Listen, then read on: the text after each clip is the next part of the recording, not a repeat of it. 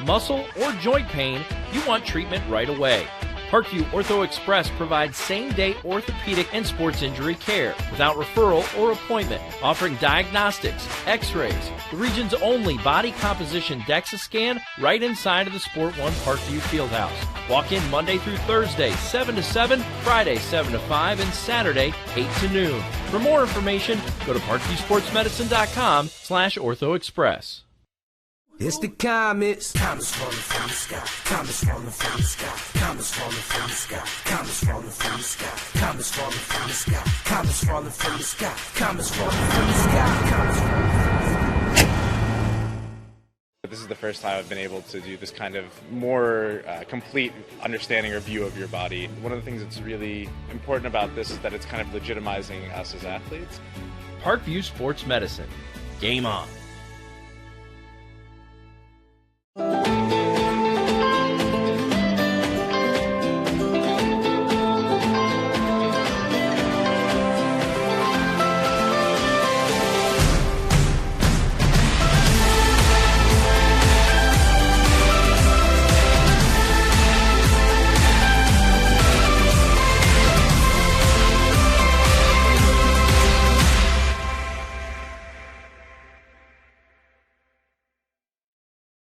Concussions. They're a concern for parents of athletes in any sport. That's why Parkview Sports Medicine is leading the way with the area's first concussion clinic. Our integrated sports medicine team utilizes an innovative, evidence-based approach to manage athletic-related head injuries in those 14 and older, providing comprehensive care to get the athlete you love safely back in play. To schedule an appointment, call Parkview Sports Medicine at 266-4007. Reaching higher, pushing further. Parkview Sports Medicine. Game on.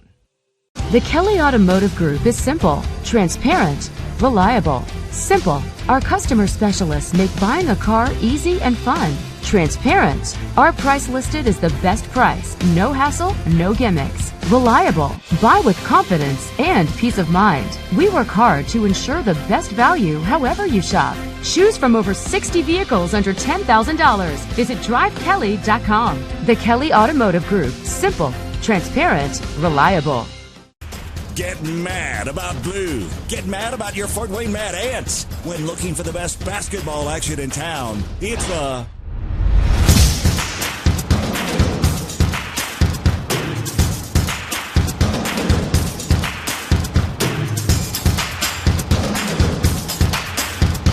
Go to FortWayneMadAnts.com for the complete game schedule. See your Fort Wayne Mad Ants in action. Get mad about blue. I chose St. Francis because they made a promise that I would have real-world experience that I could take when I graduated, and they delivered on that promise. For me, the classroom only gets you so far, so they're setting you up with an internship. I had a mentor that they set me up with that was a CEO of a DuPont hospital in Fort Wayne. They offer degrees in accounting, business administration, risk management and insurance, marketing, and finance. You know, they just did a great job of the full circle of not only the education but also the experience. Parkview Sports Medicine, especially since I've been a pro, has been a place where my game has really been able to develop in multiple facets. Injury prevention, maintenance, physical therapy, weightlifting, agility work, all the things that I need to do in order to have an NBA body. This is the place for me to go when I come back home and I need to get a workout in. Always welcome me back with open arms. Parkview Sports Medicine. Game on. It may be winter, but it's never too early to start thinking about spring. Start your new year sharp and trust Kurt's Mio to power wash your home. Fair prices, superior quality, and exceptional customer service. Schedule your spring special appointment today. Additional services include concrete sealing, deck and fence cleaning, driveway replacement, and stamped concrete. Give your home the curb appeal it deserves. Just head on over to kurtzmio.com, request your virtual quote, and use the code SummitCity for 15% off today. Both runners are running, play coming home. From the crucial plays to the highlight of the game to the victory celebration, we are there. Summit City Sports isn't just a business, it's a group of companies investing in the youth of Fort Wayne athletics. It's because of Parkview Sports Medicine, because of Kelly Automotive Group, Indiana Wesleyan University, University of St. Francis, and big eye fish that we can produce our broadcast viewed by hundreds of thousands in Northeast Indiana. Support Summit City Sports. Become a sponsor. Join our winning team today. And welcome everybody to Homestead High School. This is high school baseball on Summit City Sports, and we got a good one for you tonight. The Homestead Spartans taking on the Carroll Chargers. I'm Thad Goff alongside Micah Edding, a graduate of Concordia University, Ann Arbor, Michigan. Micah, thanks for joining me today. And we've got a fun game on hand. We've got Homestead coming into this game at 14-4. They had a 9-game winning streak going up until last night. That winning streak has since been snapped. Thanks for having me today, Thad. We're going to have some exciting baseball here. You love the atmosphere and love the competition between these two teams. Carroll, meanwhile, comes in at 15-5. They defeated Homestead last night. That game was at Carroll. More on this matchup because there's a lot to talk about with this matchup in just a matter of moments. But this Carroll team, this is a team that made it all the way to regionals last year, regional finals, in fact, up until they were knocked out of the regional championship. They would love to get back there and perhaps even farther, maybe win a state championship, something that they've accomplished twice under head coach Dave Ginder. I mean, that state championship is always the goal, clearly. So, I think both teams will be out here competing really hard tonight. A look at the rankings according to Prep Baseball Report in the state of Indiana. Carroll is ranked 10th and Homestead is ranked 11th, so both teams not too far from each other as far as rankings are concerned. You gotta love this matchup. Ranked opponents, they're going to be going at it. And meanwhile, to give you a look at the pitching matchup for tonight, starting on the mound for Carroll,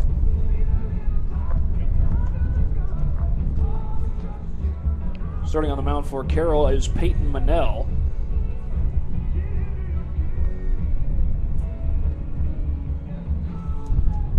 And meanwhile, Peyton Manell, he comes into this game pretty good hitter. Well, he's batting at .226 on the season, but for his pitching, does have an ERA of .573. He's pitched in some relief outings, 2-2 on the season as far as record goes. Does have a save to his name, but looking for a quality start tonight. With an ERA like that, if I was Homestead, I'd be looking to attack him all day. Look for that first pitch fastball and drive it. Otherwise, sit back, wait for your pitch, and do a lot of damage. Meanwhile, Eli McDonald will be starting on the mound for the Homestead Spartans. And Eli McDonald, he's a pretty good hitter as well, but today he'll be starting on the mound and brings to the plate a record of 2-1, a .327 ERA, so certainly not having a bad season by any stretch of the imagination. Yeah, I think the competition will make this pitching matchup pretty interesting. I think obviously McDonald with the edge in ERA, but I think both pitchers will look to have a good outing tonight. Well, we've got a 3-man broadcast crew as far as personalities are concerned. Balin Height is down on the field for us. We'll hear from him in just a matter of moments, and we'll hear from him right now. Balin, what you got for us? Single in the 5th inning is what sealed the 350th career victory for head coach Dave Ginder for the Chargers. That was game number 1 of an unconventional 3-game series here in the state of Indiana, as a cancellation last week actually forced a game to be rescheduled today. The original schedule was for Tuesday and Thursday, but now we've got a 3-game set. Chargers took that first game last night. It'll be an interesting situation, as both coaches are going to have to kind of set things up with 3 different pitchers during the week instead of the traditional 2. It'll be interesting to see how both coaches play their pitchers and kind of use their guys in that role. Back to you, Thad. Thanks. Balin, thank you very much. And again, the Carroll Chargers taking on the Homestead Spartans in a rematch from last night. It'll be the second of a 3-game series, as Balin just mentioned. They will play again at Carroll tomorrow night. Both teams have been pretty good at home. Both teams have been putting up a lot of runs. In fact, you go back to a game earlier this season that Carroll lost at the hands of Norwell. Yes, they lost that game, but they also put up 8 runs. This is a team that's got some pretty good hitters. That's unfortunate. I think if you like the pitching, don't you? Yeah, if you're scoring above 5 runs a game, you should be able to get that win. That's my opinion, but pitchers love to see their offense putting up runs, so sometimes those shootouts, you got to find a way to win, though. And meanwhile, Homestead, they've got plenty of big bats in their own right. They've got a couple of guys, if I'm not mistaken, have multiple home runs on the season. One of them One of them is Cade Colpeen. He's got 3 homers on the year. In fact, he hit his 3rd home run in a game against Bishop Dwenger, a very big game, I might add. Another guy who's hit a couple of home runs is Caleb Colpeen. Actually, Cade Colpeen was...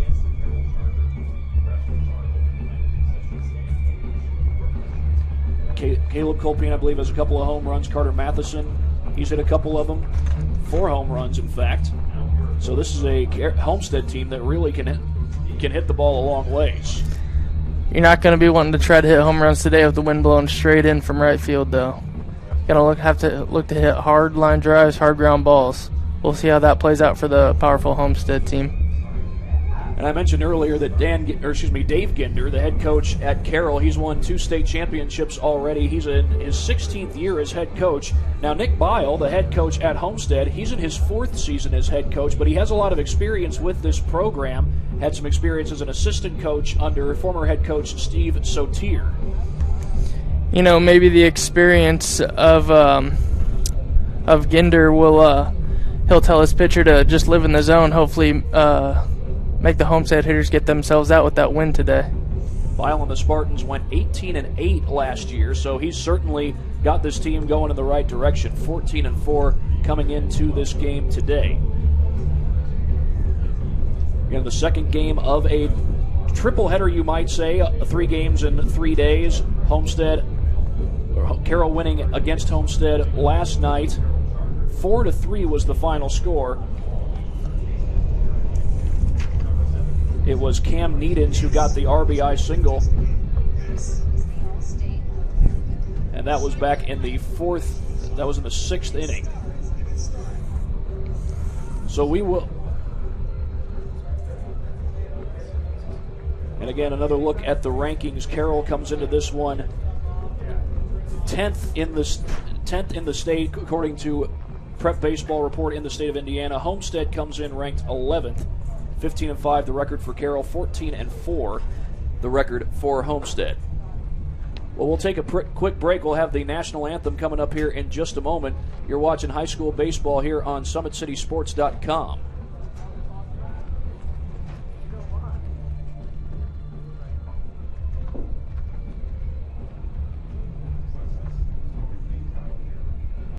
Parkview Sports Medicine is an integrated sports medicine team.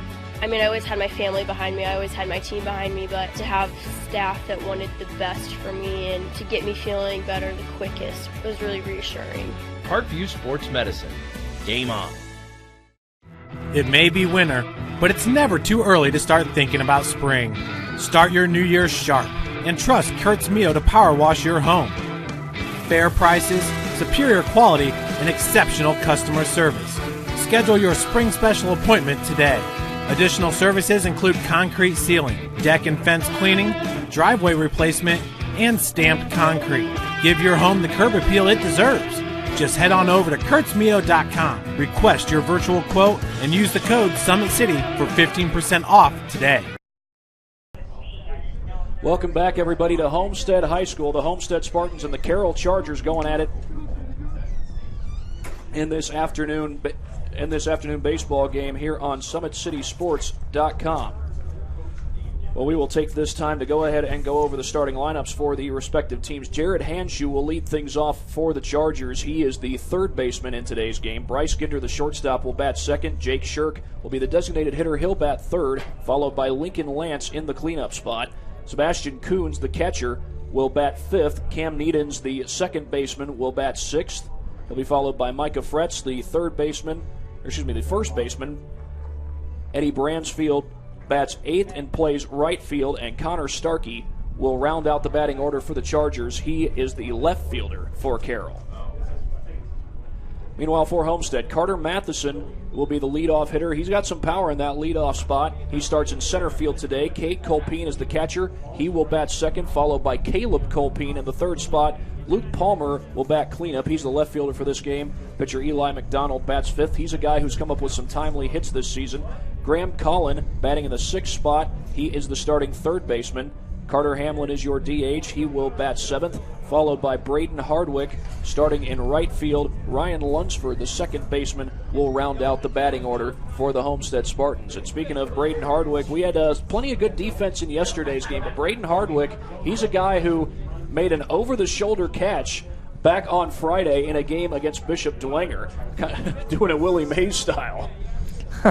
Well, you love to see the good defense. I think a lot of good defense is lost these days. Players like to focus on more of the offensive side, but defense can get you places. Speed and athleticism on that side of the ball, that's what I like to see. And that was in a big win for Homestead. They beat a Bishop Dwenger team that had come in with just 2 losses on the season. Now, Bishop Dwenger, they've already played Carroll this year. Carroll split that doubleheader. It was a big win as far as they were concerned. And again, the starting pitching matchup. Eli McDonald going on the mound for the Homestead Spartans.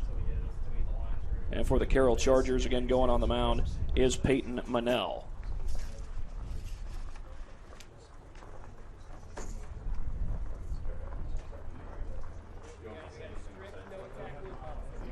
But we will come back after this quick break for the start of this one here on SummitCitySports.com.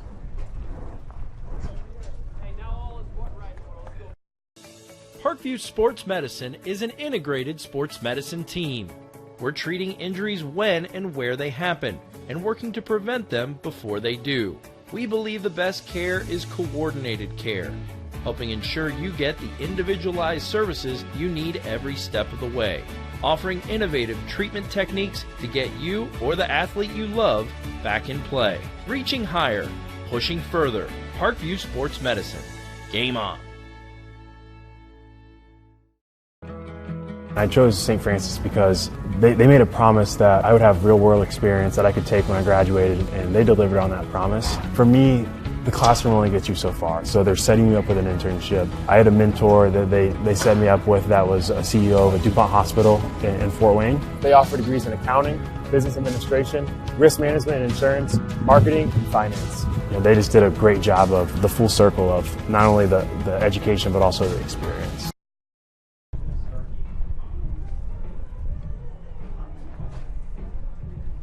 Welcome back, everybody, here at Homestead High School. Homestead and Carroll playing for the second time this week. They'll be playing for the third time this week tomorrow. That'll be at Carroll High School. They played there last night, a Tuesday night game, which Carroll won 4-3. Connor Miller was on the mound for that game for the Chargers. Caleb Colpine was on the mound for Homestead. These are two teams that do have some pretty good pitching on their hands. Now, again, tonight we're going to see Peyton Manell on the mound for Carroll, and on the mound for Homestead, we're going to see Eli McDonald on the mound. Donald again with a 3.27 ERA on the year. You see the team ERA of Carroll's at 3.53, and you see the team ERA of Homestead is 2.67. So I mean, team ERAs are looking pretty good. We'll see how Monell and McDonald hold up versus the good hitting lineups of both teams. Both teams with some really good hitting lineups. Carroll's got a number of players in their batting order hitting over 300 on the year. Bryce Ginder is one of those guys. He's the nephew of head coach Dave Ginder. His father is athletic director Dan Ginder. Jacob McCullough, he's only played in 10 games this year, but he's hitting 364. He's a sophomore. You may start to see that playing time go up as the year goes on. Lincoln Lance, he's hitting 275, but he has been productive this year. 14 RBIs have crossed the plate because of him. Jake Shirk has driven in 15 runs. He leads the team in that category, batting .322. Cam Needens, .389 on the season. He's driven in 11 runs. And Jared Hanshew, you'll see him at the top of the lineup.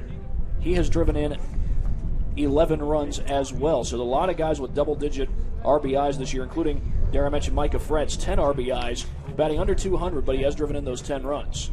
You know, another thing that sticks out to me are the team's on-base percentage. Carroll at a .385 and Homestead's at a .430. These teams get on base. And two of the Carroll runs in last night's game, they scored 4 runs, 3 in the first inning. 2 of those runs came across by way of productive outs. Guys putting the ball on the ground, getting the ball in play, putting it in putting the bat on the ball, and getting those runs home via those productive outs. You know, sometimes all it takes is a ground ball right side with the runner at third base. I think a lot of the time you want to get that big play, get the big base hit in that situation, but sometimes you just got to shorten up, put that ball in play, and that does the same job. Nick Beil and Dan Ginder meeting at the plate right now. Nick Beil in his 4th year as the head coach at Homestead. Had an 18-win season a year ago. He's already got 14 wins so far this year. Dave Ginder, he's been the head coach at Carroll for 16 seasons. And last night, he picked up his 350th career win. Came into the season with 335. He's now got 15 this year. Heck of a job he's done, and also 2 state titles as well. Now, Nick Beil has been part of if I'm not mistaken, was part of a state championship appearance with Homestead. Did not win the championship, but they got there. And in the meantime, we'll turn it over to our public address announcer. Here are your starting lineups. The Carroll Chargers, under coach Dave Ginder. Number 28, third baseman Jared Hanshoe. Number 7, shortstop Bryce Ginder. Number 14, designated hitter Jake Shirk. Number 1, pitcher Peyton Monell. Number 11, center fielder Lincoln Lance. Number 21, catcher Sebastian Coons. Number 15, second baseman Cam Needens. Number 3, first baseman Micah Fretz. Number 19, right fielder Eddie Bransfield. Number 12, left fielder Connor Starkey. Now your Homestead Spartans under coach Nick Beil. Number 20, center fielder Carter Matheson. Number 17, catcher Kate Colpine. Number 13, first baseman Caleb Colpine. Number 15, left fielder Luke Palmer. Number 5, pitcher Eli McDonald. Number 10, third baseman Graham Collins.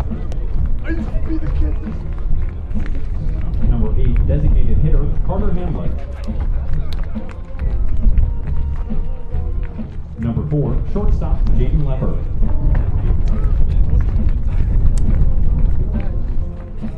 Number 7, right fielder Grayson Hardwick.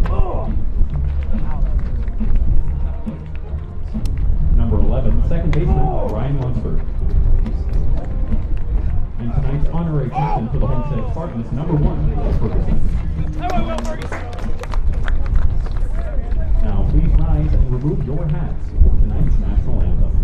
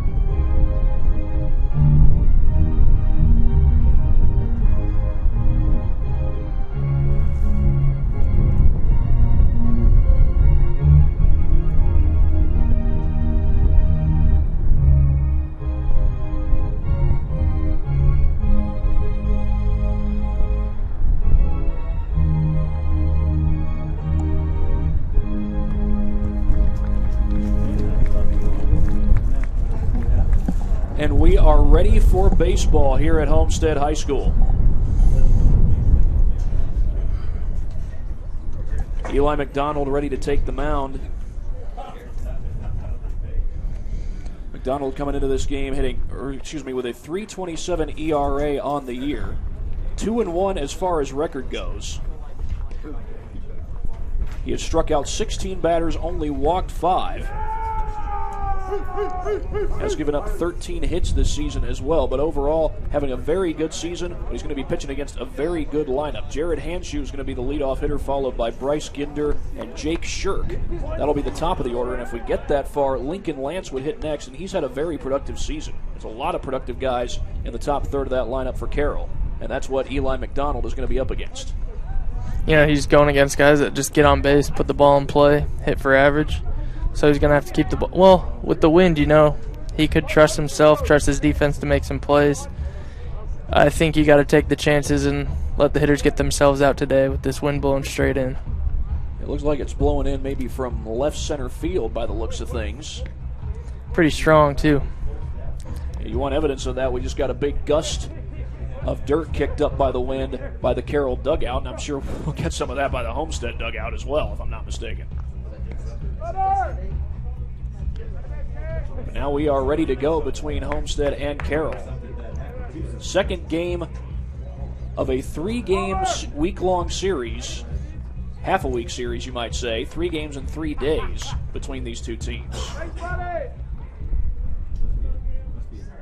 First to bat, number 28, third baseman, Jared Hanshew. Well, here is Jared Hanshew, the third baseman, and on the season he comes in hitting .280 on the year. He has driven in 11 runs. The only way he'd be able to drive in a run here would be by way of the home run. He does have one of those this year. And that's taken for a called strike. It'll even the count at 1 apiece. Swing and a miss. Got him to chase a little upstairs action. Mike, I don't know about you, but it looked like that might have been off the plate a little bit. I think so, a little bit. Let's see what McDonald does here. He's got a lot of pitches to play with. This one, left side base hit, a leadoff single for Hanshew, and he got aboard to lead off the game last night. That was via the walk. This time gets on with a leadoff single. I think McDonald there made a mistake there. 0-2 pitch, that's got to be either buried or out of the zone enough where Hanshew couldn't reach. I think he left a changeup up there.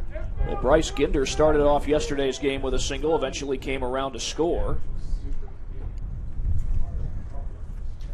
He comes into this game batting .338. They ask him to drop down a bunt here, and he puts it down pretty well. Collins throw, got him! Bang, bang play, but Collin guns him down. However, Ginder does do his job and moves the runner. Good play by the third baseman, coming in hard on that. I think he might have been expecting the bunt. And now a runner in scoring position for Jake Shirk. And he's a guy who has driven in a lot of runs this season for Carroll. He's a junior. He's got 15 RBIs this year.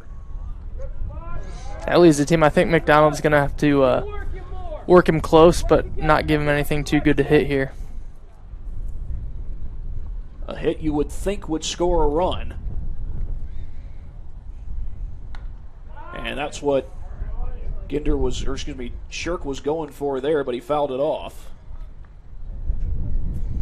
A walk doesn't kill him here because it puts the double play in order. So we'll see what McDonald does here. Got a 1-1 count.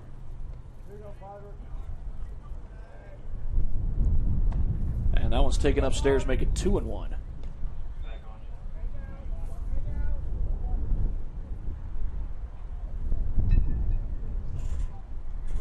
Not a bad lead over there at second base for Hanshew. He singled to start off this inning. Shirk sends it foul. He's hitting .322 on the season. He's one of 5 guys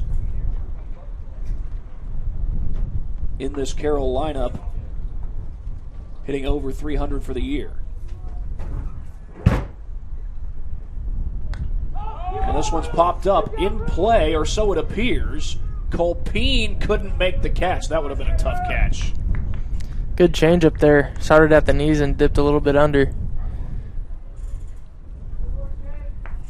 Is it just me, or is that a board there along the fence? A blue board. Either that or maybe a mat. So hopefully running right into to the fence. Board would be tough to run into down there. You would not want to run into that. Nope. But still a scoring chance for the Chargers. There goes the runner. Throw down to third. Did not get him. The ball skipped away, and Hanshew is in safely. I think he would have had him if the throw was right there. Colin had to dig down for it. Now let's see what Shirk does here. Ground ball right side gets the run. 3-2 count. Don't try and do too much. Just put the ball in play. Swing and a miss. Oh, no, he fouled it off.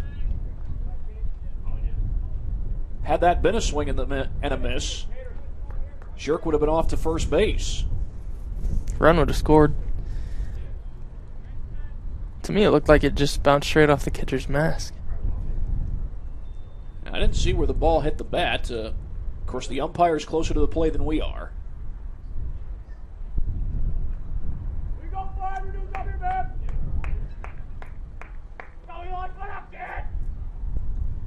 There's the payoff. Upstairs, he walked it. And runners on the corners for the Chargers. Now, you mentioned earlier when Ginder was still on second, a walk puts the double play in order. That's still the case here with runners on the corners. Yeah, we'll see. We'll see how he pitches Lance here. 275 hitter. 14 RBIs, though, second on the team.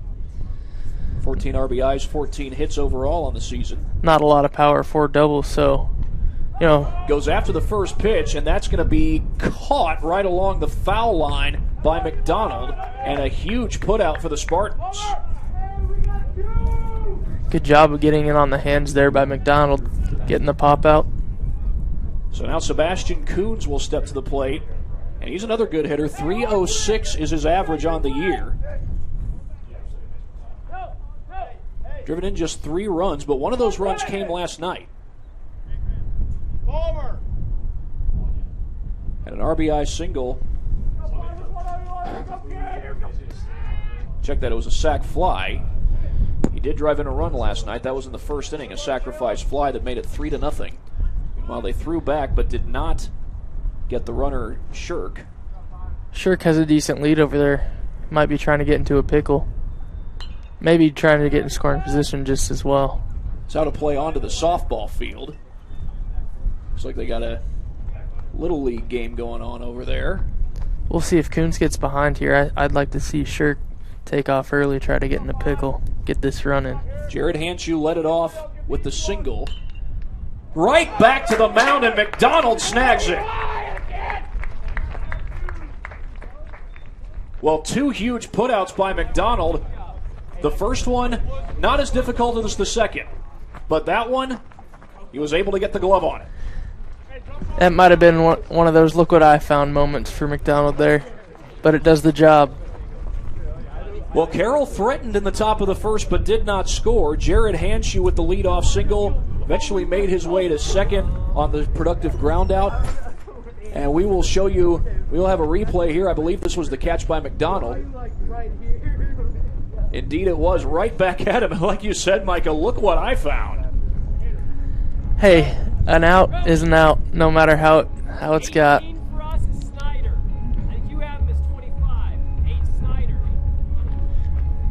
Well, meanwhile, Peyton Manel out on the mound for the Carroll Chargers.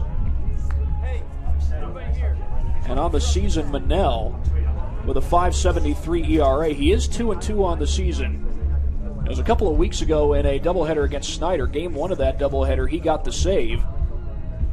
Pitched a shutout inning in the 7th, a game where Connor Miller was able to get the win, only gave up 2 runs. And Miller, he's mostly a contact pitcher, but does not give up a lot of runs either. It's going to be Carter Matheson, Cade Colpine, and Caleb Colpine coming to the plate for Homestead here in the bottom half of the first inning. Manel's got to be careful with the Colpines. Both of them hitting over 400 this season. Carter Matheson not too shabby himself. Hitting .390 on the year with 4 home runs to boot.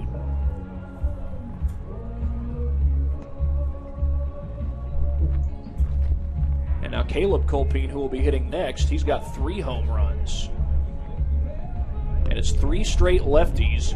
Now you have the lefty-lefty matchup, which people hear about all the time, but you know, good hitters don't really care what kind of pitchers they're going up against. My baseball coach in high school used to say, I like hitting against 2 kind of pitchers, righties and lefties.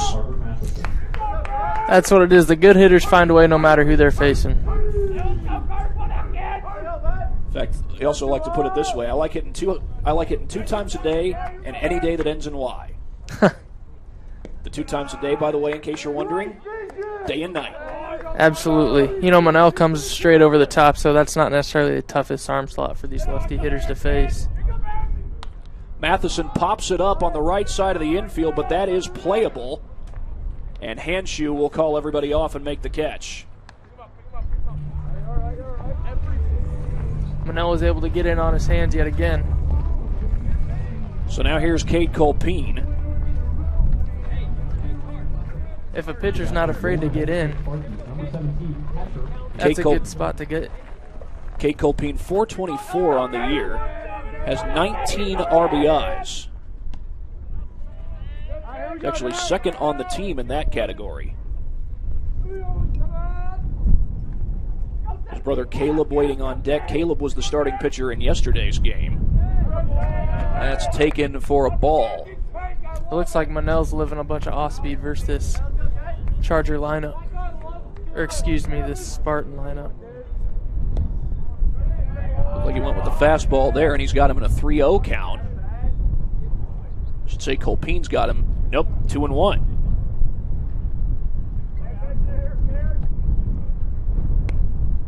And that one just catches the corner, strike 2. Looks like the umpire's got a little bit of an outside zone today. Well, now a 2-strike count, so you'd be looking for Colpeen to swing at anything close. Well, that looked pretty close from my vantage point, but he did not offer, and turns out to be the right decision. We get a full count.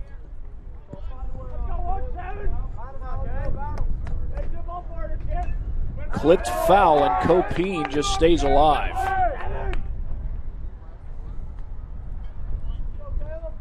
You see good hitters doing that quite frequently. You don't foul the ball off until you get your pitch. The pitcher will make a mistake. 3-2 the count. And a 1-out walk to Colpeen. So his brother Caleb Colpeen will now come to the plate as Homestead gets their first base runner of the game. Caleb Colpeen comes in hitting .462 on the season. Now, it's not uncommon to see guys hit for those 400-plus averages at the high school level. No, there's a lot of talented athletes out there. The pitching's not always the best at the high school level, but still anything in that 400 range is outstanding. Any level. You can look at the big leagues. Bryce Harper, twice in the big leagues, hit over 500. As a freshman, he hit over 500, broke 600 as a sophomore, and that's fielded in foul ground. What do you think about that Bryce Harper overrated business? You really want my opinion on that? Absolutely. He's a good player, but 10-plus years, a 10-plus year contract, I'm not sure what I think about that. I think that's asking too much. Right back to the mound. Monell couldn't find it. Now makes the throw. Colpeen trying to stretch it out, and they get him. It does move the runner. So a scoring chance here for the Spartans as Luke Palmer will come to the plate. Now Luke Palmer's hitting pretty well in the season, .384. He's driven in 7 runs on the year. And Monell fortunate that he was able to grab that thing and keep it from getting past him. Yeah, good job staying composed there, making the throw, getting the out. Right down the heart of the plate, it looked like. Yeah, I don't know that I'd say Harper's overrated. He's a good hitter. Struggling a little bit lately this year. But he is, that lineup in Philadelphia is pretty killer. Yeah, that was a good move going to Philly on his part. I think so too. This one sent fouling out of play. They got a great lineup. You think about guys like Reese Hoskins, Odubel Herrera, Michael Franco, who I believe hits in the bottom of the order, but has some power. That's a scary 9-hitter right there. Well, he hits 8th, the National League lineup. You're right. But meanwhile, Palmer fouled off a couple of pitches so far, and he'll foul off another one. Like I said, he's hitting .389 on the season. He's driven in 7 runs. Monell is living right around the zone all day. That could be the reason for his escalated ERA this year. A base hit would likely score a run here, but instead Palmer swings and misses, and a huge strikeout for Manel to end the inning. Well, in both innings, the teams threaten but do not get a run. We will go to the second inning here on SummitCitySports.com. Parkview Sports Medicine is an integrated sports medicine team. I mean, I always had my family behind me. I always had my team behind me, but to have staff that wanted the best for me and to get me feeling better the quickest was really reassuring. Parkview Sports Medicine. Game on. It may be winter, but it's never too early to start thinking about spring. Start your new year sharp and trust Kurt's Mio to power wash your home. Fair prices, superior quality, and exceptional customer service. Schedule your spring special appointment today. Additional services include concrete sealing, deck and fence cleaning, driveway replacement, and stamped concrete. Give your home the curb appeal it deserves. Just head on over to kurtzmio.com, request your virtual quote, and use the code SummitCity for 15% off today. And welcome back, everybody, to Homestead High School in this edition of Summit City of High School Baseball on Summit City Sports. Thad Goff along with Micah Edding and Balin Height. Eli McDonald back out for his second inning of work, and both teams have put runners in scoring position so far, but neither has been able to get them in. Yeah, good job by the pitchers of bearing down with 2 outs and getting out of the inning, trusting their defense, trusting their stuff, getting these hitters out. Now, these teams are full of good hitters. You would think that at some point, you would think that as the game goes on, they're going to continue to threaten. Well, you look at the top of that Homestead order, top 4 hitters are all hitting over 380. Cam Needens takes one down in the dirt. Needens here hitting 389 as a sophomore.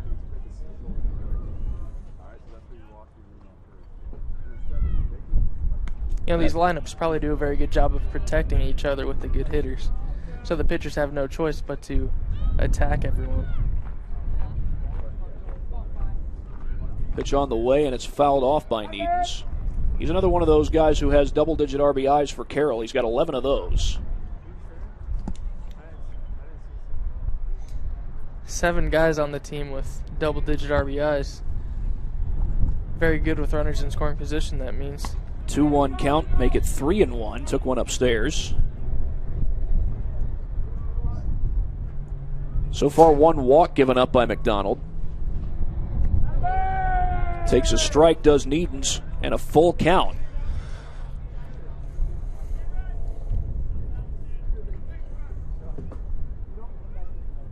And takes that one in the dirt, ball 4. Second walk of the game given up by McDonald. Number 3, first baseman, Micah Fretz. He's given up 5 of those coming into today. And Micah Fretz will step to the plate. Fretz here is a 196 hitter. McDonald's got to attack here, get a ground ball double play. He's a 196 hitter, but he has driven in quite a few runs. 10 of the throw back to first, and they don't get him. Good throw, might have had him there.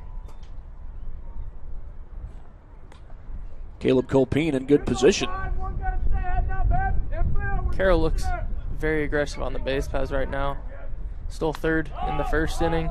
That's popped up right side of the infield, but Colpeen runs out of room.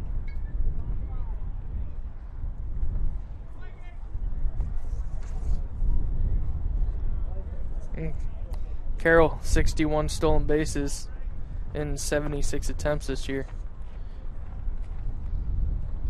Very aggressive on the base paths. Squaring to bunt here is Fretz. He puts it down, but it's foul. 61 for Carroll compared to only 47 for Homestead. And the guy on base right now, Cam Needens, has 2 stolen bases in 5 attempts.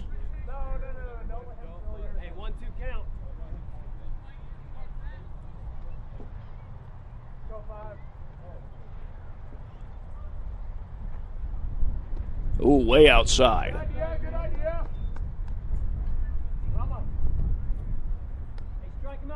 Make that a little closer, 1-2. I think you get him to swing there. A 2-2 count here on Fretz. There goes the runner. And he struck him out. Are they calling interference? Yes, they're saying Fretz crossed the plate.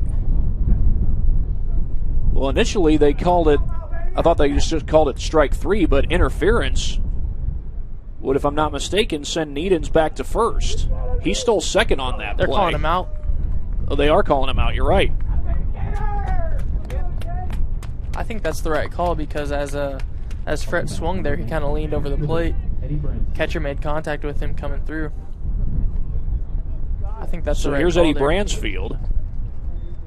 Eddie Bransfield comes in hitting .222 on the season, takes one right over the heart of the plate.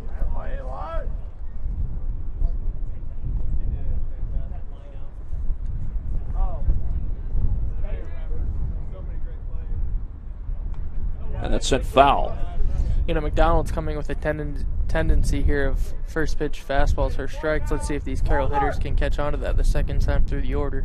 Well, this would have been the second inning in a row that Carroll put runners in scoring position had it not been for the interference. Swing and a miss, and the inning is over. And that's back-to-back strikeouts for Eli McDonald. He's got 2 of them today, and he came into this game with 16 strikeouts on the year. Fastball just overpowered Bransfield there 3 straight in a row. Bransfield didn't make the adjustment. Well, it's a big inning for Homestead because you're looking at first at the leadoff man being on board, almost getting into scoring position, and you're able to get out of it. Now, part of it had to do with the interference call, but also your pitcher's able to bear down and get back-to-back strikeouts. I think it would have been smart of Ginder there to bunt Fretz, the 196 hitter, get him in scoring position for your next hitter there. Stay out of the double play as well. Well, Homestead has gotten 1 runner aboard. That was Cade Colpine on a walk. We'll see if they can get some hits together. Now, Eli McDonald, who's going to be leading things off, he's a pretty good hitter in his own right. Yeah, 286 average, not that bad. 6 doubles on the season. 2 triples, got some speed.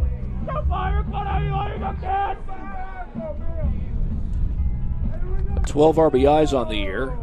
Now, he's not going to drive in any runs here unless he hits it out of the yard. He has not done that yet this year. Not a very good day to get your first one either. And that one's down in the dirt for ball 1.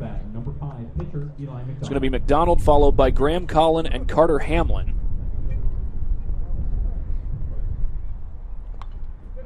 Out of play.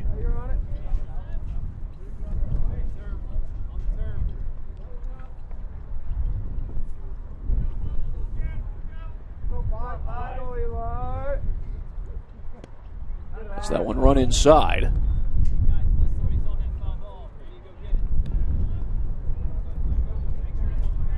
And a good thing for catcher Sebastian Coons that there was not a runner on base. This one lined into left field, but foul. That would have been extra bases had it gotten down fair. Why did you give up? You had it. He realized how far down it was. Lighten up, kid. 2-2 the count on McDonald, and he takes that one inside. And the count runs full. Yeah, I'd like to see that catcher back there work to frame that pitch a little more. I think he might get that call in the inside corner there. Gets out in front of that one, flared into shallow center. And it's dropped in center. Lincoln Lance had it. Now, he might have been fighting the sun out there because he kept drifting in slowly. Looked like he was just trying to judge it right. I don't think he's playing the wind very well. No ball's going to get out to that warning track out there, and he's playing pretty deep. Well, here's Graham Collin with a runner on. That's the second time Homestead's had a runner reach base. That's taken inside for a ball. His teammates telling him to wear it, just like they did when McDonald was at the plate. Absolutely, you got to earn that free base. In high school, my coach would make us run a mile if we got out of the way of a pitch.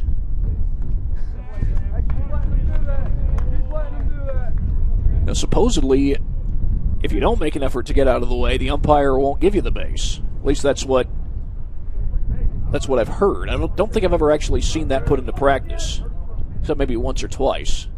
There was I think this last weekend, a hitter for the University of Louisville got hit by the pitch in the head and got called striking out on it.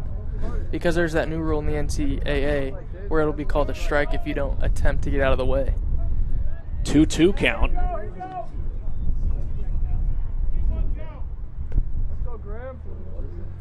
Eli McDonald reaching on the error. And meanwhile, Graham Collin comes into this game hitting .268, and here he draws the walk. And now Homestead threatening as Carter Hamlin comes to the plate, and Hamlin's hitting .273, 10 games played. He has driven in 5 runs. A base hit would likely get him an RBI here.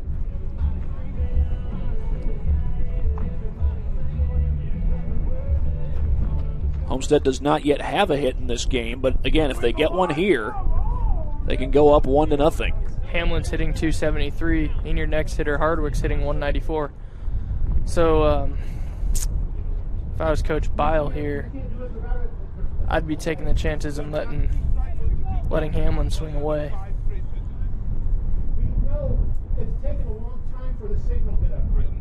Hamlin serving as the designated hitter in this game.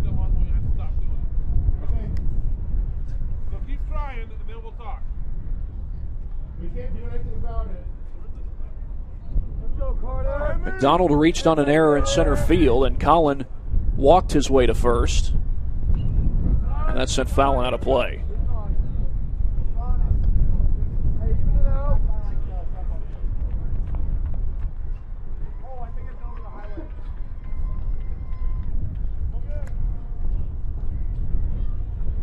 And perhaps Carroll anticipating the double steal as Coons gives the sign to his infield. McDonald's got some speed at second base. There's the 0-1 to Hamlin. He puts it on the ground. Diving stab. The throw is in time. It'll move both runners, though. Great play by the second baseman there. Saved a run, keeping that ball in the infield. That was Cam Needens over there at second base. Made the play, got the first out of the inning. Love the effort there. And here is Braden Hardwick. 194 hitter. Only driven in 2 runs, but he can double that if he gets a base hit here. What do you think about the squeeze, Thad? You know, I think safety squeeze is very risky. You risk a play at the plate. I mean, honestly, if I were in that dugout, I'd be wanting him to put the bat on the ball. Just a ground ball to the right side of the infield could be enough to get you on the board. Infield's not in, so ground ball right side does do the job. Only infielder in right now is Jared Hanshew. Really, he's even with the bag. And that one's taken downstairs. I was kind of looking at the squeeze, saying, I got a 194 hitter up at the plate, so what are my chances here? You let him swing away, put the ball in play. I don't know how good of a bunter Hardwick is here, but I think I might take my chances with the squeeze. Okay. But he puts it on the ground right to first. Tough stab there. That's going to get the run home. McDonald scores. Second out of the inning, and Homestead takes a 1-0 lead. That was a tough stab over there for Micah Fretz. Took a hop off that lip there.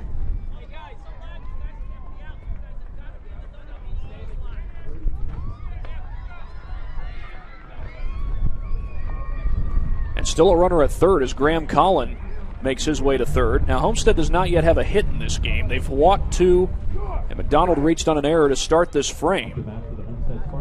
And here is Ryan Lunsford. Second baseman hitting .250 on the year. Been to the plate 44 times. And has driven in 5 runs. And in this case with 2 outs, you're not really looking for just a plain old ground ball. That would end the inning. But you do have a dangerous hitter on deck in Carter Matheson.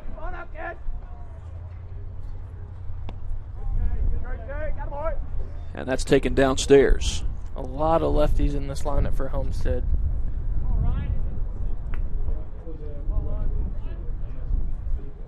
There's going to be 3 more set to hit. Whether or not they hit in this inning is yet to be seen. Big swing and a miss there by Lunsford. And he's behind in the count 1-2. Manel trying to keep it to just a one-run inning for the Spartans. You got to attack this hitter. Don't want to get to the top of the order here. Swing and a miss. Bit of a breaking ball there, but he got him. And the inning comes to an end, but Homestead puts a run on the board. They lead it 1-0 over Carroll. We will come back for the third inning after this here on SummitCitySports.com. Parkview Sports Medicine is an integrated sports medicine team. We're treating injuries when and where they happen and working to prevent them before they do. We believe the best care is coordinated care, helping ensure you get the individualized services you need every step of the way, offering innovative treatment techniques to get you or the athlete you love back in play. Reaching higher, pushing further. Parkview Sports Medicine. Game on.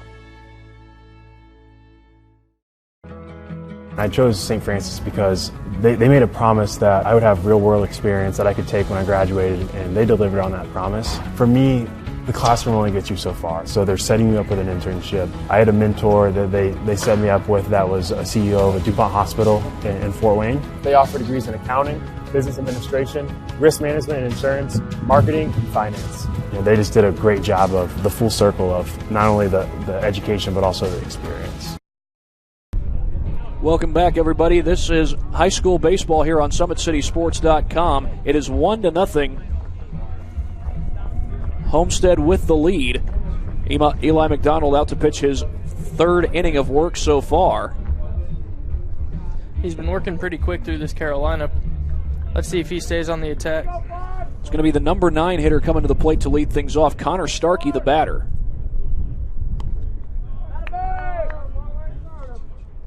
Big out here. Don't want to get to the top of the order with a base runner on. Starkey batting .245 on the season. He sends that one foul. He's one of 4 seniors for Carroll, and the seniors were honored last night. Carroll does have a few more home games left, but they went ahead and honored the seniors last night. In fact, they've obviously got another home game against Homestead. That's tomorrow. Then on Saturday they've got a home doubleheader against Warsaw. Sent foul. Will it stay in play? It will, but Cole Peen had trouble finding it.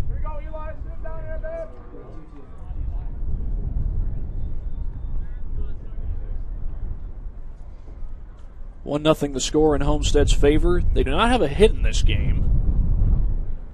If I'm not mistaken, they've been out hit 1-0 by the Chargers. But the Chargers have not gotten a run home. They did threaten in the first, but did not score. Would have had a runner in scoring position had it not been for interference.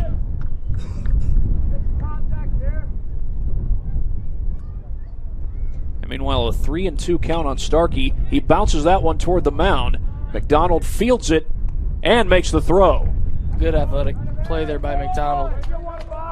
Coming off the mound hard, making that easy throw to first. You know, a lot of pitchers struggle to throw the ball to first on plays like that. And that's surprising to me because they throw the ball so well to home. It is a longer throw than they're used to, but yes. Nonetheless, McDonald able to make the play. And here's Jared Hanshew at the top of the order. He has the only hit of the day for either team. And this pitch taken for a called strike. He's a .281 hitter, 11 RBIs on the season. Ooh, that was close. Now we're at an angle, but from here, not sure there was anything wrong with that pitch. I thought that caught the outside corner. Popped up on the right field side. That's going to go out of play. Got a couple of Little League softball games going on, it looks like.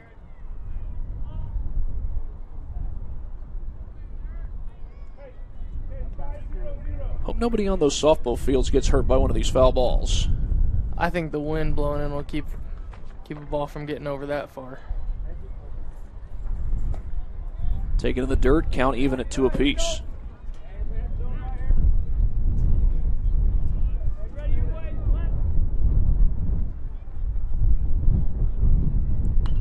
Hanshew pops one up, and that's out of play. You can just hear the wind gusting up here. 1 down, nobody out for the Chargers, and Hanshew puts that one on the ground, but it's foul. Dave Ginder barely had to move over there at third. Got to tell your coach to make a play there. 2-2 the count on Hanshew. And he takes that one for a ball. Count runs full on Hanshew. He's reached base once already today. That was with a leadoff single in the first. We have not had a hit since then. We got a lot of baseball to be played. This one shot up the middle. There's a base hit. Great at bat there by Hanshew. Fouling every pitch off till he got his. Nice and short through the baseball there. Now Bryce Ginder will step to the plate. Driving that ball right back up the middle. Great at bat there by Hanshew. And Hanshew stole second last time he reached base in the first inning, so wouldn't be surprised to see him try and take off and swipe a bag here in the third. 13 for 13 on stolen bases this season. Ginder hitting 338, and kind of a bluff steal by Hanshew as Colpeen was ready to gun him down. Now Ginder got out in front of that one. He had the bunt. He had squared to bunt. If Colpeen throws that, I think Ginder could have been called for interference there again. Kind of leaning over the plate. That was taken outside, 1-1.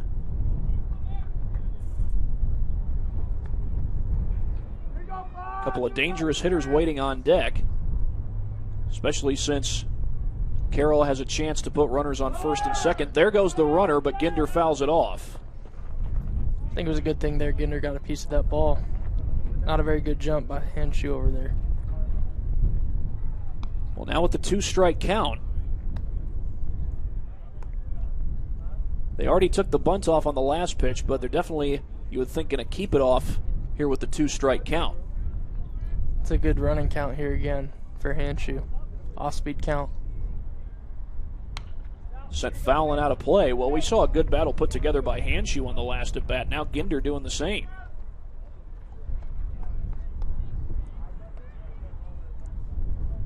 Ginder, another one of those guys with double-digit RBIs. He's got 10 of them this year. Big hole in that 3-4 hole. Lefty hitter, kind of surprising. On the ground, over to third. Only play is going to be to first. Collins throw. Got him. Another bang-bang play. But again, Hanshew advances. Collins had to come in on a few balls today. Doing a very good job staying athletic, staying low, making that strong throw to first base. Well, here's a situation for Carroll where they're threatening again. Second time they've put a runner in scoring position. And a base hit could be enough to get him on the board. This one flared into shallow center. Actually, that one's not even going to leave the infield. It's caught at short, and the inning comes to an end. McDonald's doing a great job keeping the hitters off balance, mixing in some off speed. First pitch changeup there.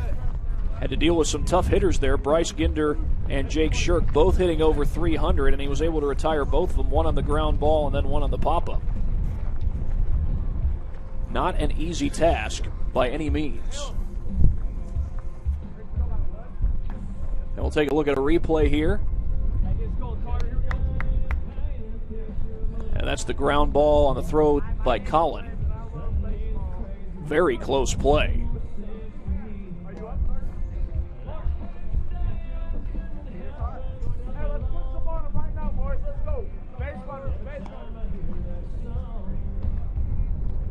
One to nothing in favor of Homestead. They got the one run in the bottom of the second without a single hit. Eli McDonald reached base on an error. Homestead's got the top of the order coming up here. Second top through the lineup. Let's see them try to make some adjustments, put the ball in play, get some more base hits here, score some runs. Going to be Carter Matheson, Cade Colpeen, and then Caleb Colpeen. And even if we were to get beyond those three, Luke Palmer is another dangerous hitter. He would be up fourth in this inning if we were to get that far. Top four hitters hitting over 380. Very dangerous, top of the order. Matheson, meanwhile, leads Homestead in RBIs. He's got 21 ribbies on the year.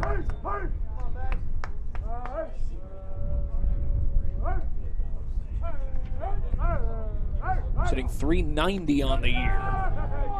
6 for 6 close and pitch. 6 for 6 and stolen bases as well. Gets on here, might look to steal a base for Colpin. He's a pretty good pitcher as well. Wouldn't be surprised if he were to take the mound tomorrow. This one, meanwhile, is fouled out of play.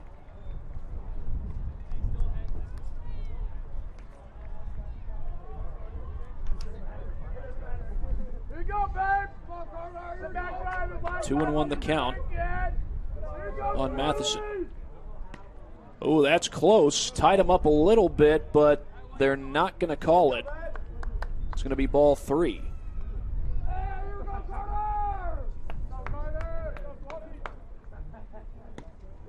He wanted time, and he didn't get it. Now, if I'm not mistaken, the umpire does not have to grant time. No. Have you ever called for time and didn't get it?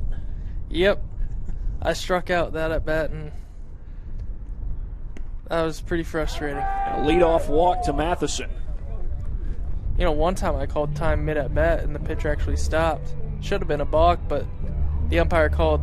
Mid-pitch, you mean? Yes, mid-pitch. Called time.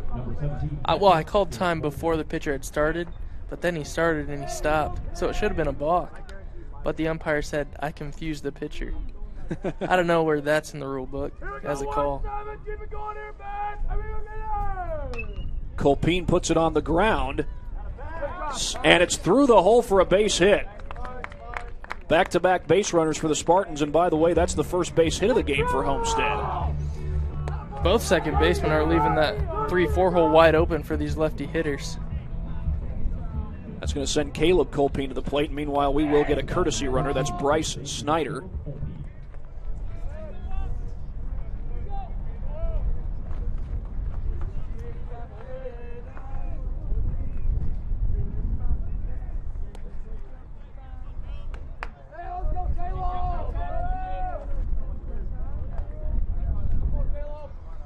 Pitch on the way to Colpin. He sends it up the middle. Backhanded at second.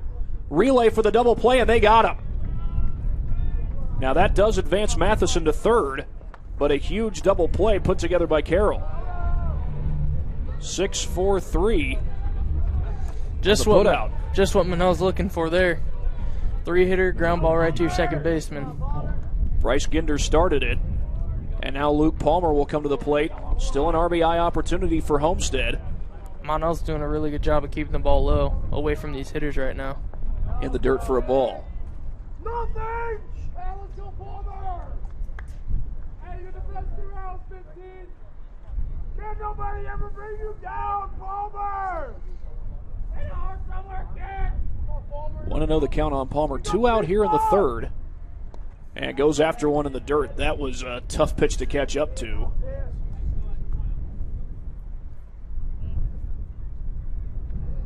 Don't know why he's looking for a curveball to swing at there. Palmer batting .389 on the season. Look like you got another curveball there. That time put the bat on it. But it's 1-2.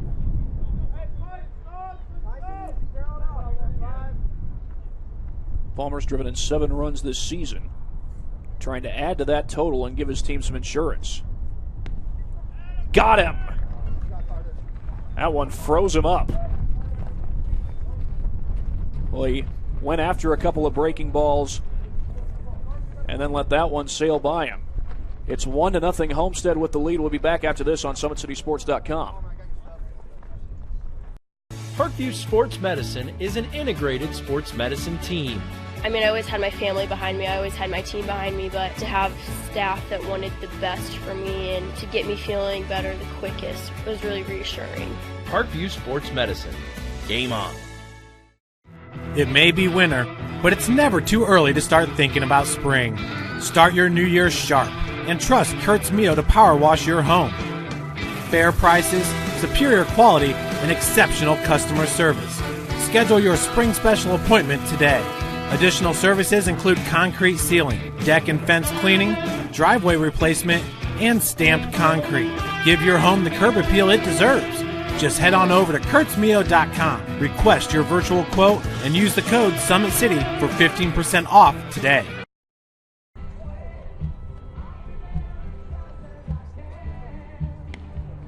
Well, we are back here for the start of the third inning. In just a moment, start of the fourth inning, rather. Just a moment, we'll have Balin Height joined by head coach Nick Bile of the Homestead Spartans.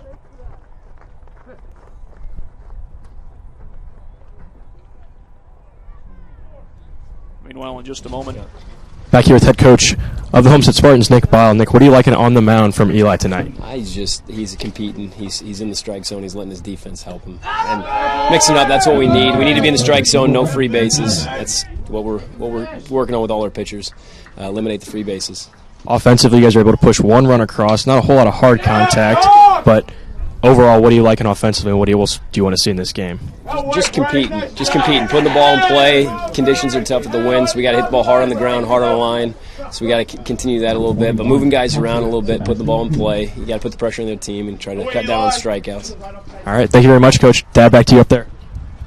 Balin, thank you very much. Quick pop out there by Lincoln Lance for the inning's first out, and that will send Sebastian Coons to the plate. Coons a .306 hitter on the season. The junior starting at catcher tonight.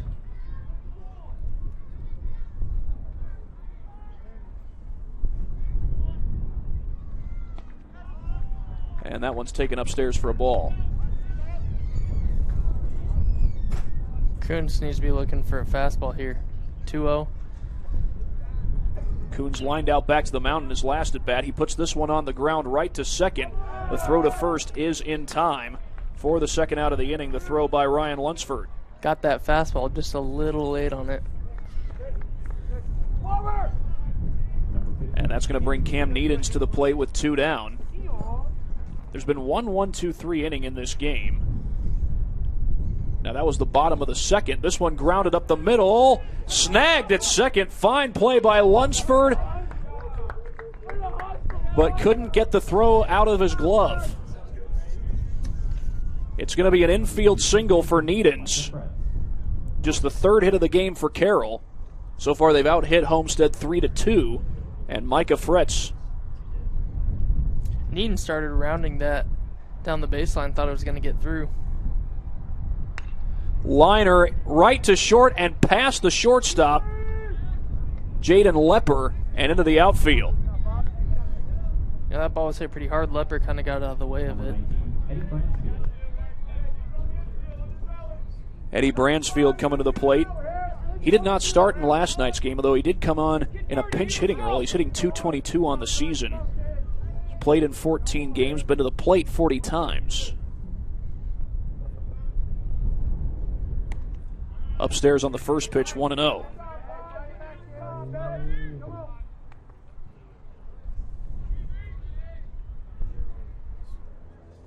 McDonald's doing a good job attacking these hitters. Last two have found some holes, though. Laced foul and over the dugout. His teammates ducked out of the way just to be safe. These dugouts are open. No fences to protect them.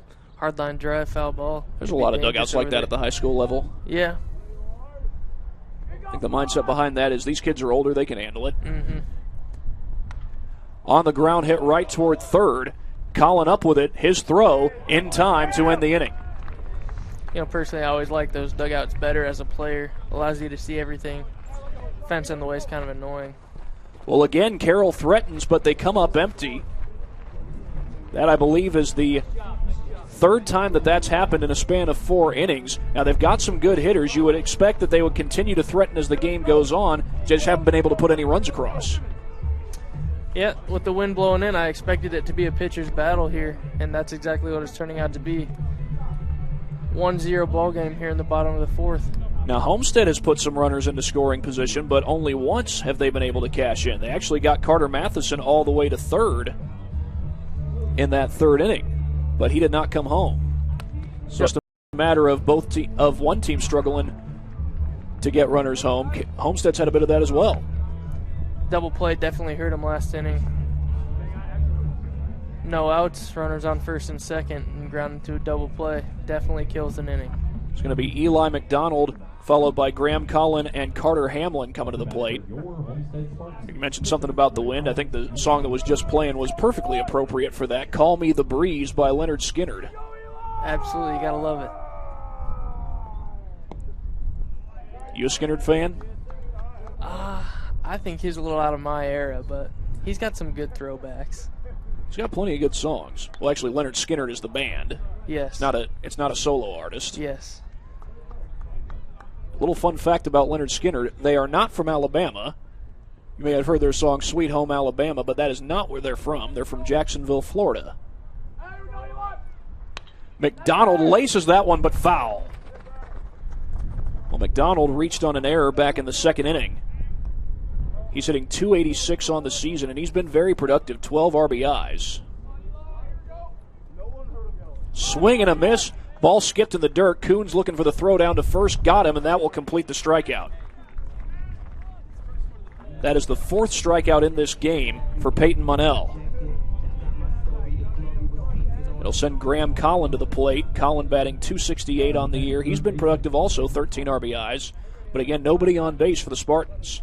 Both Monell and McDonald are doing a great job of keeping the ball low. And that's popped foul and out of play. With these hitting lineups, the pitchers knew how to do their job. Keep the ball low, away from these powerful hitters, and trust their defense, you know. Both tactics have been working today so far. The wind obviously helps out with that, but doesn't hurt to get it out yourself here and there. That one down in the dirt, the count 1-1 on Collin. Collin walked in his last at bat, made it all the way to third, but did not score. That was when McDonald came in to score on the RBI ground out. That was in the second inning.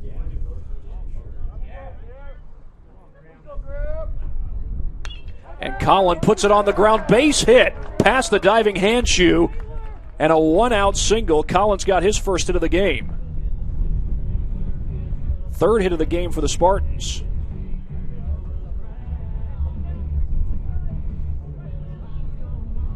Number 8 designated hitter, Carter Hamlin.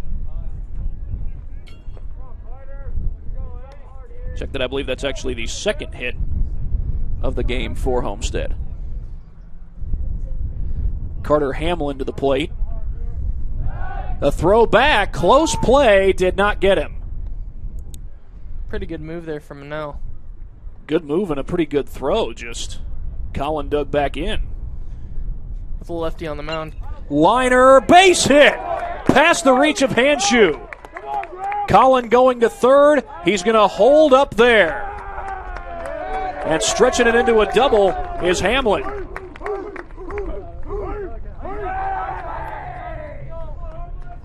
Exactly what you got to do with these wins here. Nice hard line drive there from Hamlin, got through the infield. And now a scoring chance for the Spartans as Braden Hardwick comes to the plate. And it's one of those situations where just a ball on the ground could be enough to get a run home. That was the situation Hardwick was in last time, and he was able to get the job done. Got Eli McDonald home from third. Looks like Ginder's going to bring his infield in here. Hardwick is batting .194 on the season. You know, the squeeze has got to be in play here, I think. Yeah, came in with 1 RBI on the year, but he's already doubled that total. And he's shown an ability to drive the ball, too. You know, every now and then the batting average can be deceiving. .194 doesn't mean Hardwick can't hit. Sometimes hitters have that off year where they're hitting the ball hard and the average doesn't show. Just not falling. It's just a matter of where does the ball go when you hit it. That's baseball for you. 1-1 the count on Hardwick. On the corner. Oh, Monell painted that corner pretty well. Should say he painted it like a pro. Great pitch there. Away from the lefty hitter who's probably looking to pull the ball here. Got some painters working at my house. They could use that kind of help. Popped him up. That's going out of play. And you can tell Hardwick, he's just trying to make contact, put the bat on the ball, get that run home. There's no double play in order.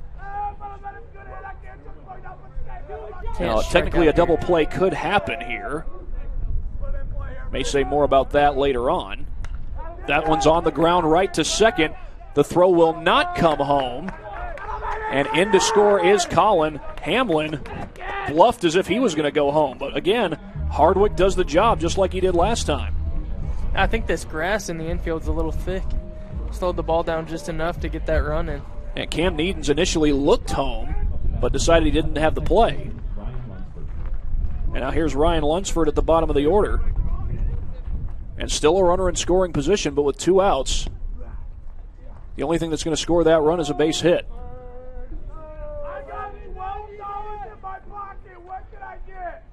Lunsford's 0 for 1 in the game. He has struck out. Swing and a miss there. That looked like he was swinging for the downs.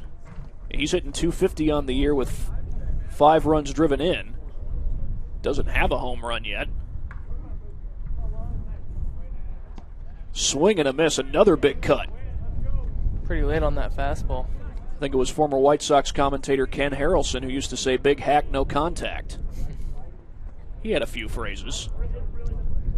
Look, I know I've got some friends that might be listening to this game who are Cubs fans. More on that later. Fly ball hit to center field. And the catch is made out in center to end the inning. But Homestead pushes another run across the plate. They lead it 2-0 over Carroll, trying to even this season series at a game apiece. We're back for the start of the 5th inning here on SummitCitySports.com. Kelly Automotive Group is simple, transparent, reliable. Simple. Our customer specialists make buying a car easy and fun. Transparent. Our price listed is the best price. No hassle, no gimmicks. Reliable. Buy with confidence and peace of mind. We work hard to ensure the best value however you shop. Choose from over 60 vehicles under $10,000. Visit drivekelly.com. The Kelly Automotive Group. Simple, transparent, reliable. Both runners are running. Play coming home. From the crucial plays to the highlight of the game to the victory celebration, we are there. Summit City Sports isn't just a business. It's a group of companies investing in the youth of Fort Wayne athletics. It's because of Parkview Sports Medicine, because of Kelly Automotive Group, Indiana Wesleyan University, the University of St. Francis, and Big Eye Fish, that we can produce our broadcast viewed by hundreds of thousands in Northeast Indiana. Support Summit City Sports. Become a sponsor. Join our winning team today. Back here at Homestead High School here on SummitCitySports.com. Homestead leads Carroll. Couple of productive outs. Braden Hardwick driving in both runs. And it's just a situation where you got to put a ball on the ground. You got a runner at third. No double play in order. Make contact, and you got to run home. You know, with the way the wind is blowing today, those 2 runs might be enough to do the job here for Homestead. We start with the bottom of the order. Connor Starkey in the 9-hole leads it off for Carroll, and he takes a called strike on the corner.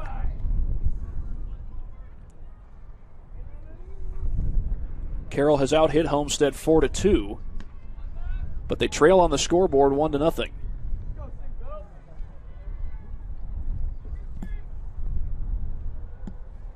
Meanwhile, Carroll does have a guy warming up in the bullpen. More on that in a second. This one's popped up. Colpeen runs out of room. Trying to get a number on him.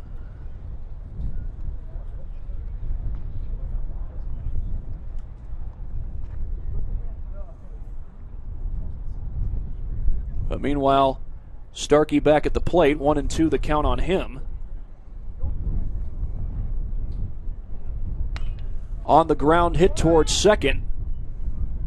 And the throw to first in time by Lunsford.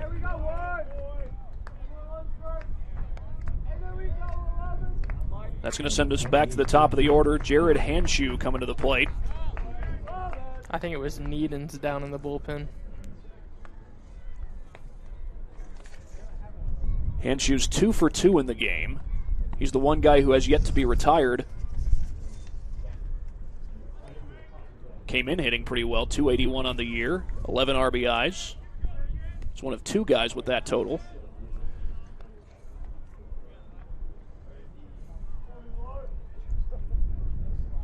He's ahead in the count 2-0 with 1 down here in the top half of the 5th.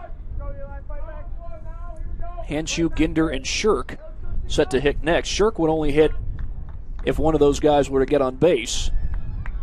And the count runs to 3-1. Hanshew was close to getting on base, but had the take with the 3-0 count. Sends that one foul, looping over and carried by the wind.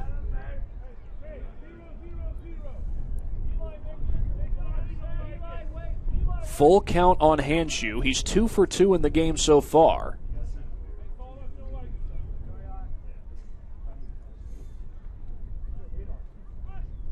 Payoff pitch, and he walked him. That was awful close. That pitch could have gone either way. Now Bryce Ginder will step to the plate.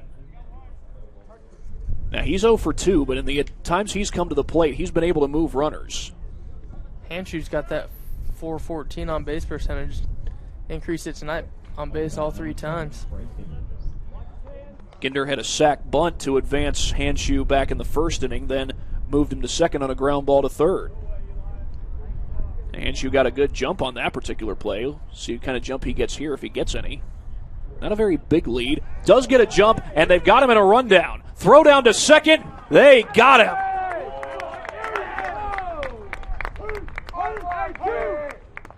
Colpeen gunned him down. Lunsford tagged him out. Braden Lepper tagged him out.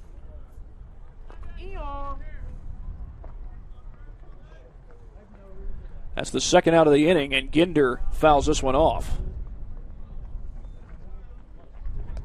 Great move by McDonald there. I think he would have had him even if Hanshu was diving back. He had a pretty big lead. Made his move to first almost about the same time Hanshu took off. That's taken outside. Had him in an 0-2 count. But now it's 1-2 with 2 down here in the top of the 5th. Ginder puts it on the ground. That's a base hit. A 2-out single for Ginder. Came in hitting .338 on the year. Had 22 hits on the year, make it 23. That's the 5th hit of the game for the Chargers. I still think the second basemen are leaving too big a hole in that 3-4 gap. A lot of ground balls hit there today, none of them made the adjustment. So here's Jake Shirk.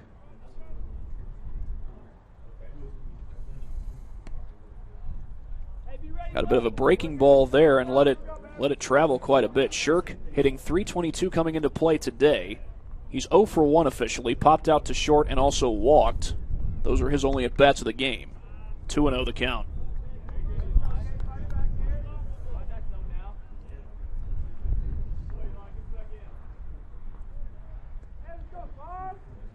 Ginder had a 2-out single just moments ago. Now Jared Hanshu, if you're just joining us, he walked before being caught in a rundown.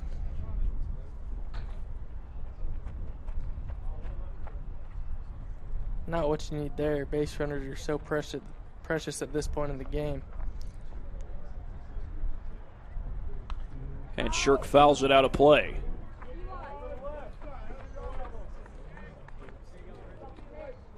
I don't know if he thought McDonald was getting into a rhythm up there, keeping the same timing, but if he went home, it would have been a great jump. Unfortunately, he went to first. Shirk leads the Chargers with 15 RBIs this year.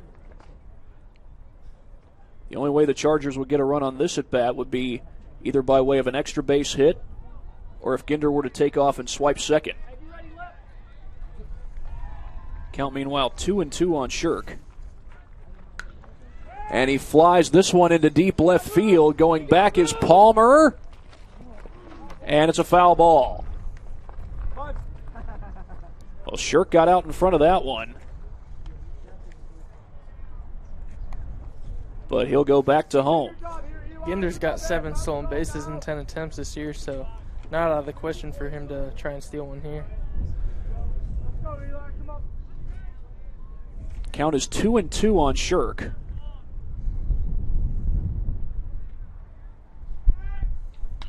And he punches that one down the line. That's a fair ball.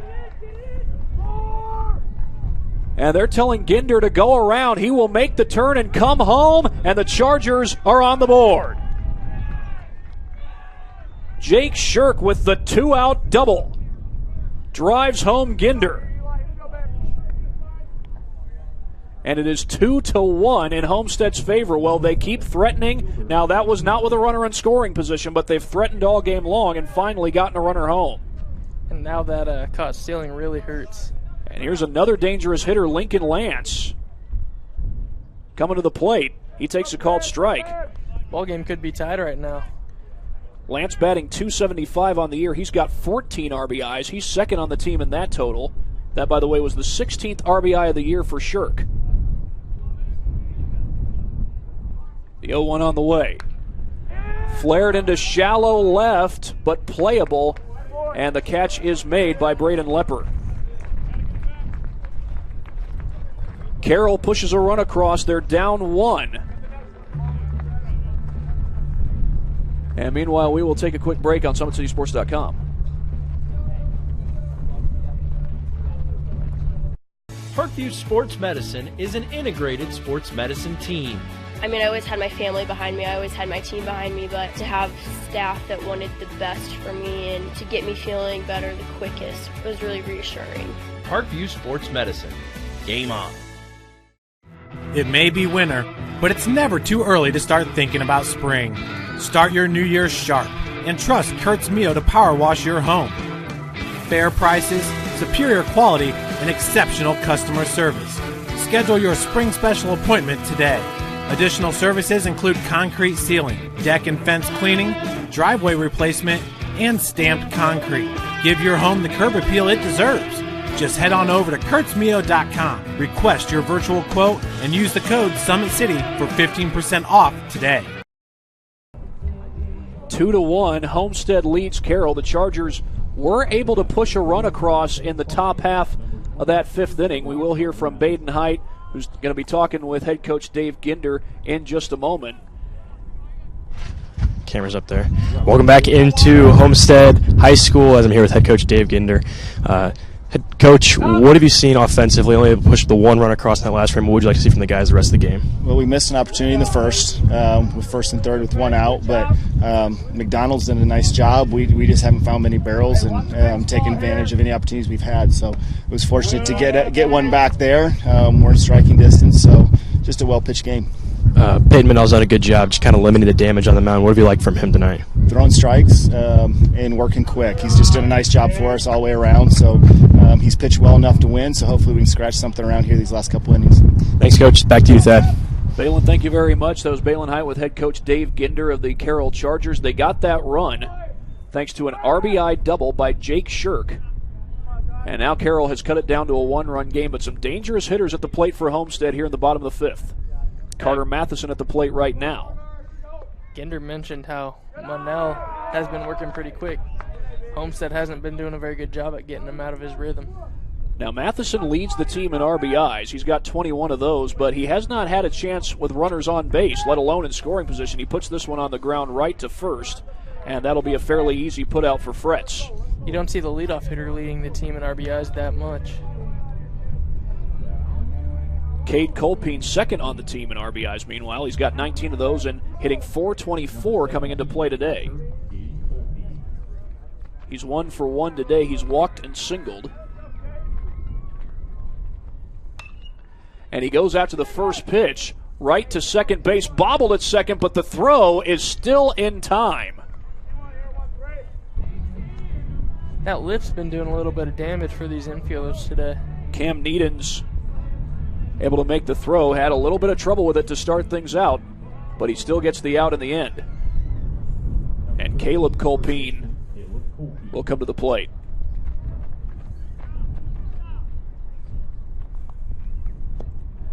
He takes down low, and that's, talk about a couple of big outs. Those were 2 big-time hitters at the plate for Homestead that Peyton Manel was able to retire. This is 5th inning of work. If Homestead wanted to take advantage and get some insurance runs here in the bottom of the 5th, this would have been the part in the lineup to do it. Great job by Manel getting those 2 outs, bearing down, living low, getting those 2 ground balls. Eli McDonald has already gone 5 innings so far. Peyton Manel trying to finish off his 5th inning, but he walks Caleb Colpine, and that will get Luke Palmer to the plate with one on and 2 down. A 4-pitch walk, in fact. Don't like to see that with 2 outs. 2-out walks could do some damage here. Well, a 2-out base hit by Bryce Ginder helped Carroll to push across their first run of the game. The very next at bat, Jake Shirk drove him in from first with an RBI double. Luke Palmer 0 for 2. He's punched out twice. He lines that one to right field, but it's going to be caught out in right. A good play out there by right fielder Eddie Bransfield, and the inning comes to an end. I think Manel can thank the wind for that one. That ball was tatered. Palmer gave that an absolute ride. You're absolutely right. That one could have been to the wall, perhaps above the wall, had it not been for the wind. But the good thing for both these pitchers is they both go 5 innings. Manel and McDonald both have gone 5 innings, and now McDonald is going to head back out there for his 6th inning of work. He's had to deal with some base runners, but only 1 run has crossed the plate. It's going to be Sebastian Coons, Cam Needens, and Micah Fretz coming to the plate for Carroll here in the top half of the 6th inning.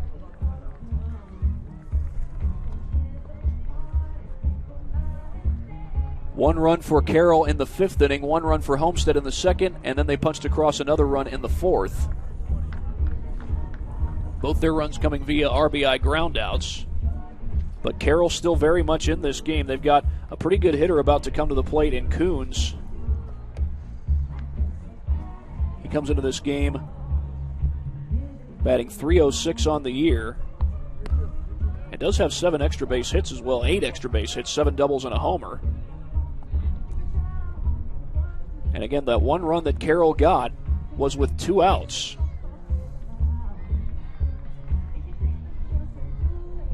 Did a good job punching some runs across the plate with 2 outs yesterday. Actually, I believe it was Homestead who was able to punch across some runs with 2 outs yesterday in the game at Carroll. So here is Sebastian Coons, who so far is 0 for 2. Lined out right back to the mound in the 1st inning, then had a ground out to 2nd in the 4th. And he takes that one pitch that appeared to be on the corner for a called strike. McDonald doesn't want to mess around with this part of the order. He needs to attack it.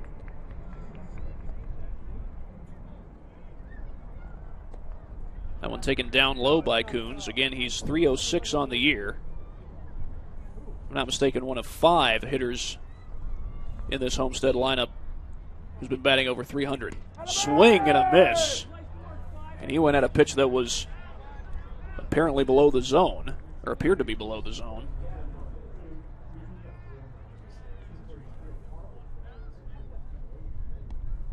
Down and away, 2-2, the count runs even.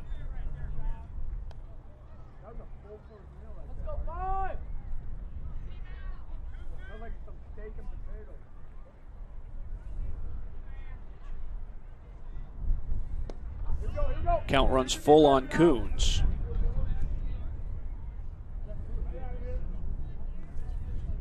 Coons leading off this 6th inning. Cam Needens would hit next. That hit him. Well, he got hit on a full count.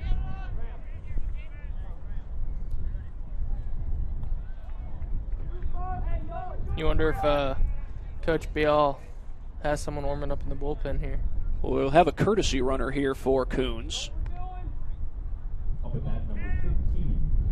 As Cam Needens steps to the plate.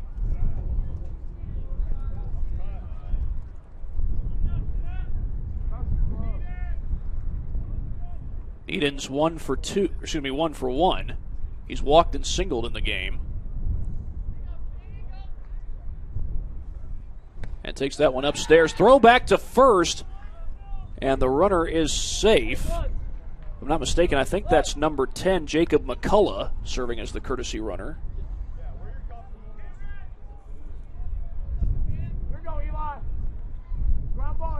Count 1-0 on Needens. Throw back. That's 2 throws over to first. McCullough, not much of a stolen base threat here. 3 for 4 on opportunities throughout the year. There's the 1-0. Squaring to bunt and putting it down is Needens. The throw to first is in time. And actually, that's Bowden Height serving as the courtesy runner. He advances to second on the bunt.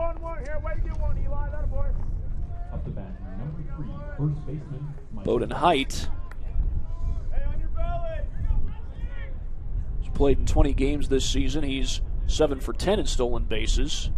Not sure if he'll try to steal third here, but Micah Fretz comes to the plate. 1 down in the inning. And that's right on the corner for a strike. Micah Fretz bats .306. Check that. That's his on-base percentage is .306. He bats .196. But a base hit here would be enough to get a run home. Fretz has 10 RBIs. A base hit here would likely be enough to get a run home. A sharply hit single into the outfield might not do it.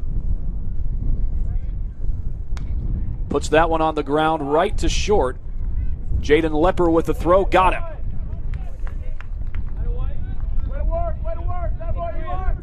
That does allow Bowden Height to advance to third. And remember, Carroll has their only run of the game thanks to a 2-out double by Jake Shirk. Here they are with 2 outs again, and this time it's Eddie Bransfield coming to the plate. He hits at .222. 5 RBIs this season. Puts it on the ground, right to second. Lunsford makes the play. Inning over. Threat averted. Well, once again, Carroll gets a runner into scoring position, but they do not score. The one runner who has crossed the plate for Carroll scored all the way from first. But Carroll has not taken advantage with runners in scoring position. Now Peyton Manell, who has pitched well in this game, just surrendered the 2 runs, will go back out for his 6th inning of work. And, you figure one of those runs came in on an error, or one of those runs came in after Eli McDonald had reached on an error. He ended up scoring the run. So you figure you take away that error, you're looking at a tie ball game. You're going to feel bad for whichever pitcher loses this game because both of them deserve it. 2-1 ball game here. Both pitchers have done their job, done a great job attacking these lineups. So you're going to definitely feel for the pitcher who doesn't get the win tonight. Definitely have done a good job. Not a whole lot of strikeouts, but only 3 runs surrendered combined between the 2 pitchers. And Eli McDonald, who started on the mound today for Homestead, will go to the plate. And he's already pitched 6 innings. Manell trying to get through 6 innings of work on the mound for Carroll.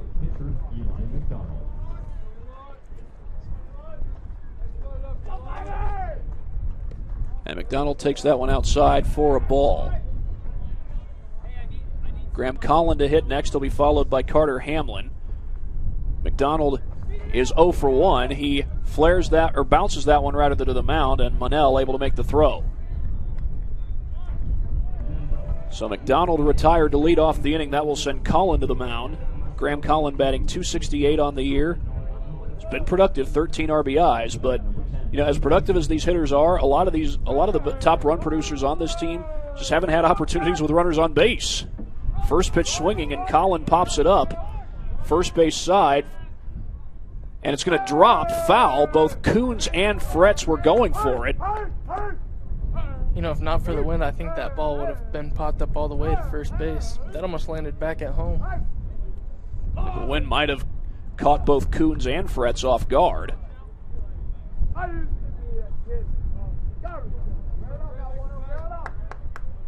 0-1 the count on Collin, and he takes downstairs. He's 1 for 1, a walk and a single. That pitch was close, but it's called ball 2 and a 2-1 count with just 1 down here in the bottom half of the 6th. On the ground, but foul. A little excuse-me check swing, if you will. And the count runs even at 2 apiece.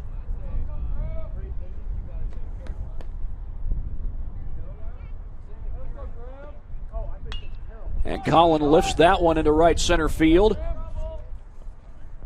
Coming in to make the catch is the right fielder, Eddie Bransfield. And that will send the DH Carter Hamlin to the plate.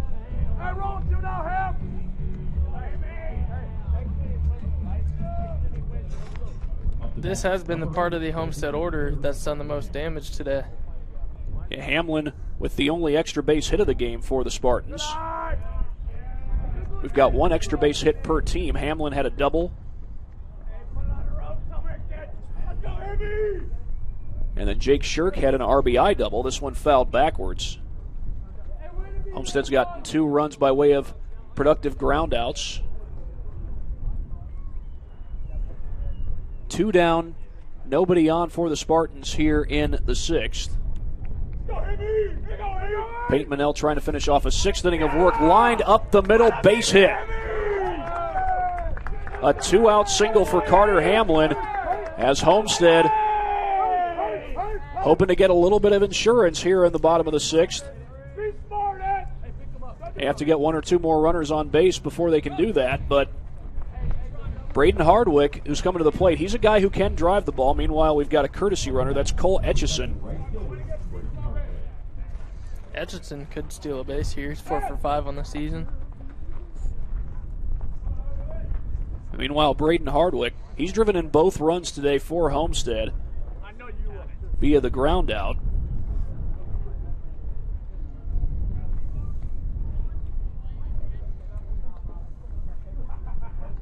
But again, he has shown some ability to drive the ball this year. He's only batting .194, but he's given some good rips.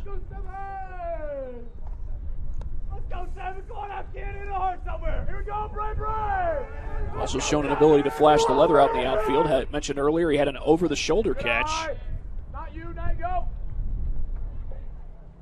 in a game against Bishop Dwenger, a Bishop Dwenger team that came into that game with just 2 losses on the year. And this one's lined the other way, a base hit. Back-to-back hits for the Spartans with 2 outs here in the bottom of the 6th. And that will send Ryan Lunsford to the plate. Now he's hitting .250 on the year. He's driven in 5 runs, and he's another lefty, one of several lefties in this Homestead lineup. A base hit here could make it a 2-run lead for the Spartans. But he takes one outside for ball 1. Manel kind of struggled those last 2 hitters to hit his spots. And if we were to get that far, Carter Matheson is set to hit next. And he is a very dangerous hitter. Throw back to first. Did not get him. Hardwick just sneaks back in. I think the umpire could have called that one a balk there. Didn't come set. Hardwick is 5 for 5 in stolen base attempts, but if you were to try here, it'd have to be a double steal. Swing and a miss. Lunsford got one upstairs.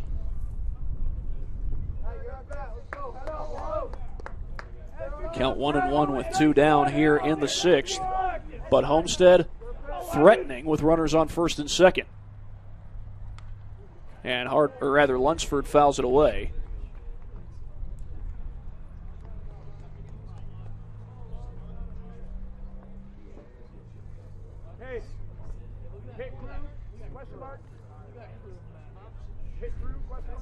One and 2 the count. And he flares this one into center beyond the reach of Ginder. They're going to send the runner, and no, Etchison slipped. They're going to call interference on the third baseman. They are indeed. They say that Hanshu got in the way of him, and that run will count. It's 3-1 Homestead.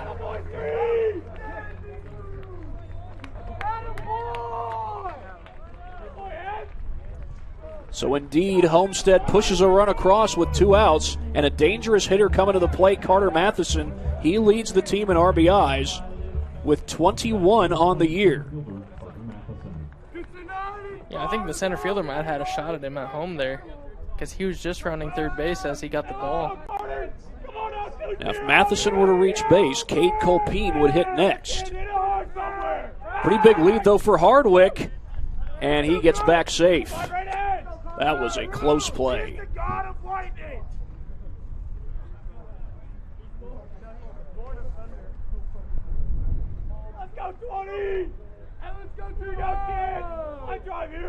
Pitch on the way. Oh, Matheson was thinking about it. They appeal. They say he did not go.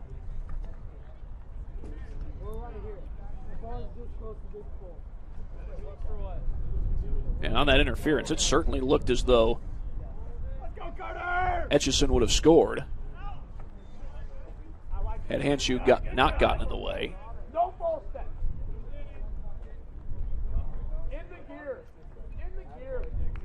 1-1 the count after that foul by Matheson.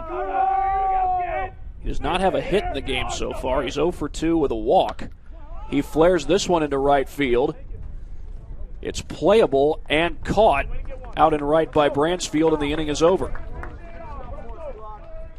Homestead adds a run. They go up 3-1. Last chance for Carroll. Looking for a 2-run rally in the top of the 7th. Back after this on Summit City Sports. Parkview Sports Medicine is an integrated sports medicine team. We're treating injuries when and where they happen and working to prevent them before they do. We believe the best care is coordinated care, helping ensure you get the individualized services you need every step of the way, offering innovative treatment techniques to get you or the athlete you love back in play. Reaching higher, pushing further. Parkview Sports Medicine. Game on. I chose St. Francis because they made a promise that I would have real-world experience that I could take when I graduated, and they delivered on that promise. For me, the classroom only gets you so far, so they're setting you up with an internship. I had a mentor that they set me up with that was a CEO of a DuPont hospital in Fort Wayne. They offer degrees in accounting, business administration, risk management and insurance, marketing, and finance. You know, they just did a great job of the full circle of not only the education but also the experience. Back here at Homestead High School, the Spartans lead at 3-1, trying to close out a home victory against the 15-5 Carroll Chargers. It'd be a big win no matter who gets it. Head coach Dave Ginder has already won his 350th career win. That was yesterday in the game against Homestead at Carroll High School. And it's going to be Connor Starkey at the bottom of the order to lead things off, and some good hitters to follow. Now, Starkey has not reached base in this game. Meanwhile, Eli McDonald is back on the mound trying to finish off a complete game. He's only surrendered 1 run. This one on the ground right to short. Dug up at short by Braden Lepper, and he throws him out.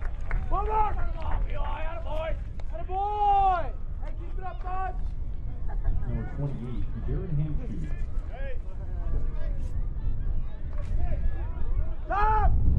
So 1 down in the inning, and Jared Hanshu will come to the plate.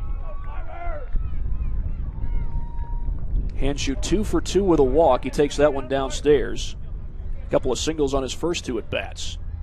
He has been by far the toughest guy to retire on this Carroll lineup. Well, he's gotten 2 pitches to take so far. Top of the order right here. Right spot to get 2 runs.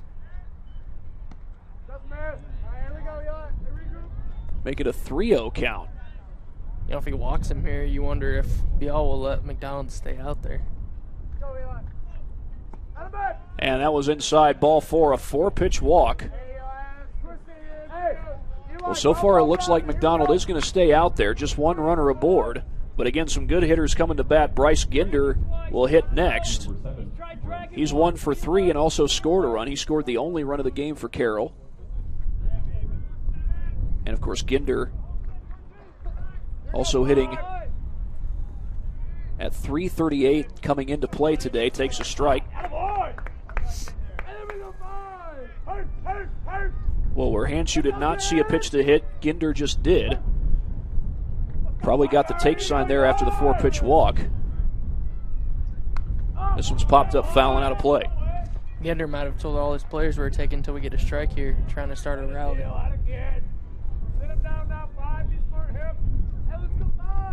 0-2 the count on Ginder. Throw back to first, and they did not get him.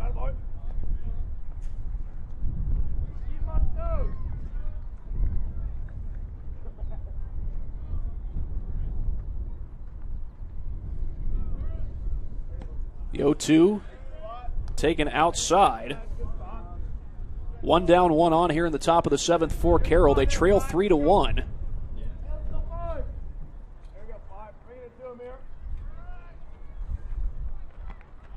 And that's taken upstairs. Count runs even.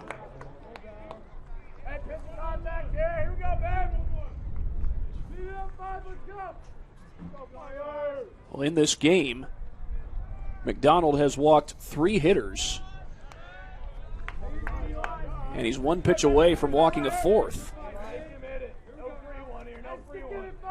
Get your contact down here, Eli. Edfield, help him out. Roll it here. There goes the runner on a 3-2 pitch, and Ginder fouls it off. Yeah, that pitch looked like it was out of the zone. Yeah, McDonald bailed out by the hitter there. He's got to attack here. Can't have two runners on. Throw back to first, and that time couldn't get the tag down.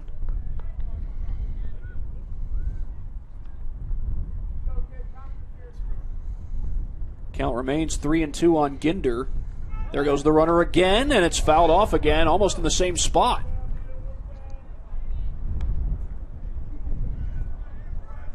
Dangerous hitter Jake Shirk waiting on deck.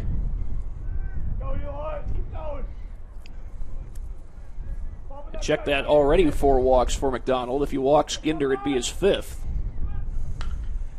Line right to second. They got a chance at a double play. They got it, and Homestead wins it.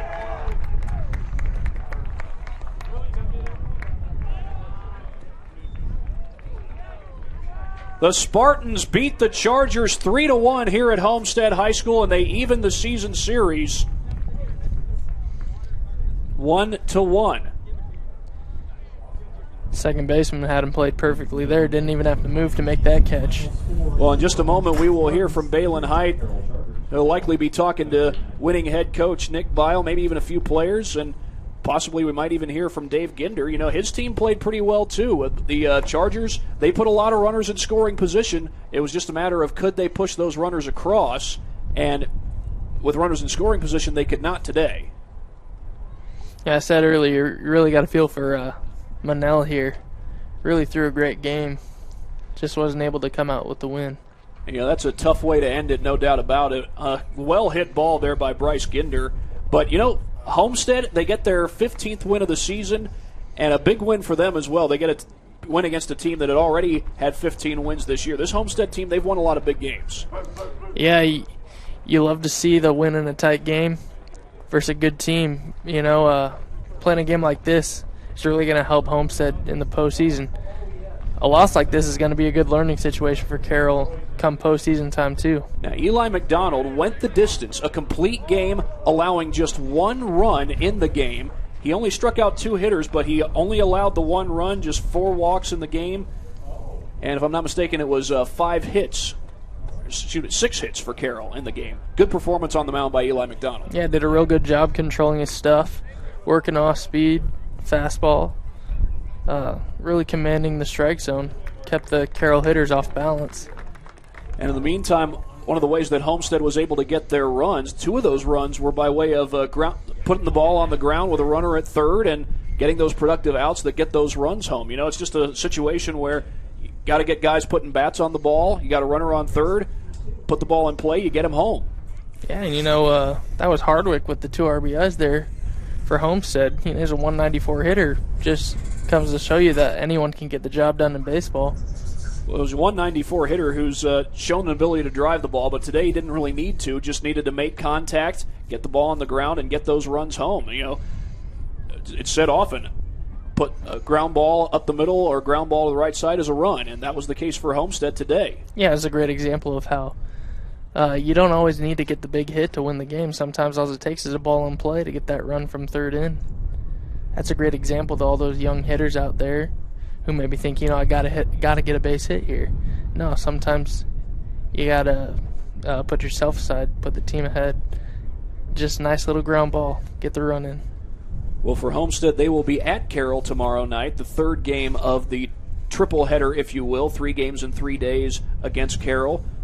And then they'll be back here at Homestead High School for a game against Mississinawa, a team from Gas City, Indiana. That will be a doubleheader. And then on Tuesday, they will take on Blackhawk Christian. For Carroll coming up on the season, they'll be home again against Homestead tomorrow. Then they'll take on Warsaw in a doubleheader on Saturday. And then on Monday, they're on the road taking on Huntington North, not too far from my alma mater. I went to Huntington University. I didn't go to Huntington North, but I went to Huntington University. Yeah, we played at Huntington. St. Francis did They got a nice little field over there. Good setup in the forest. One of their mascots, the Foresters. Yeah, Norm the Forester, if I'm not mistaken, is the name of the mascot. It was when I was in college. Well, we will, and we got Balin Height down on the field. He'll be interviewing head coach Nick Bile in just a moment. In the meantime, we'll take a quick break here on SummitCitySports.com.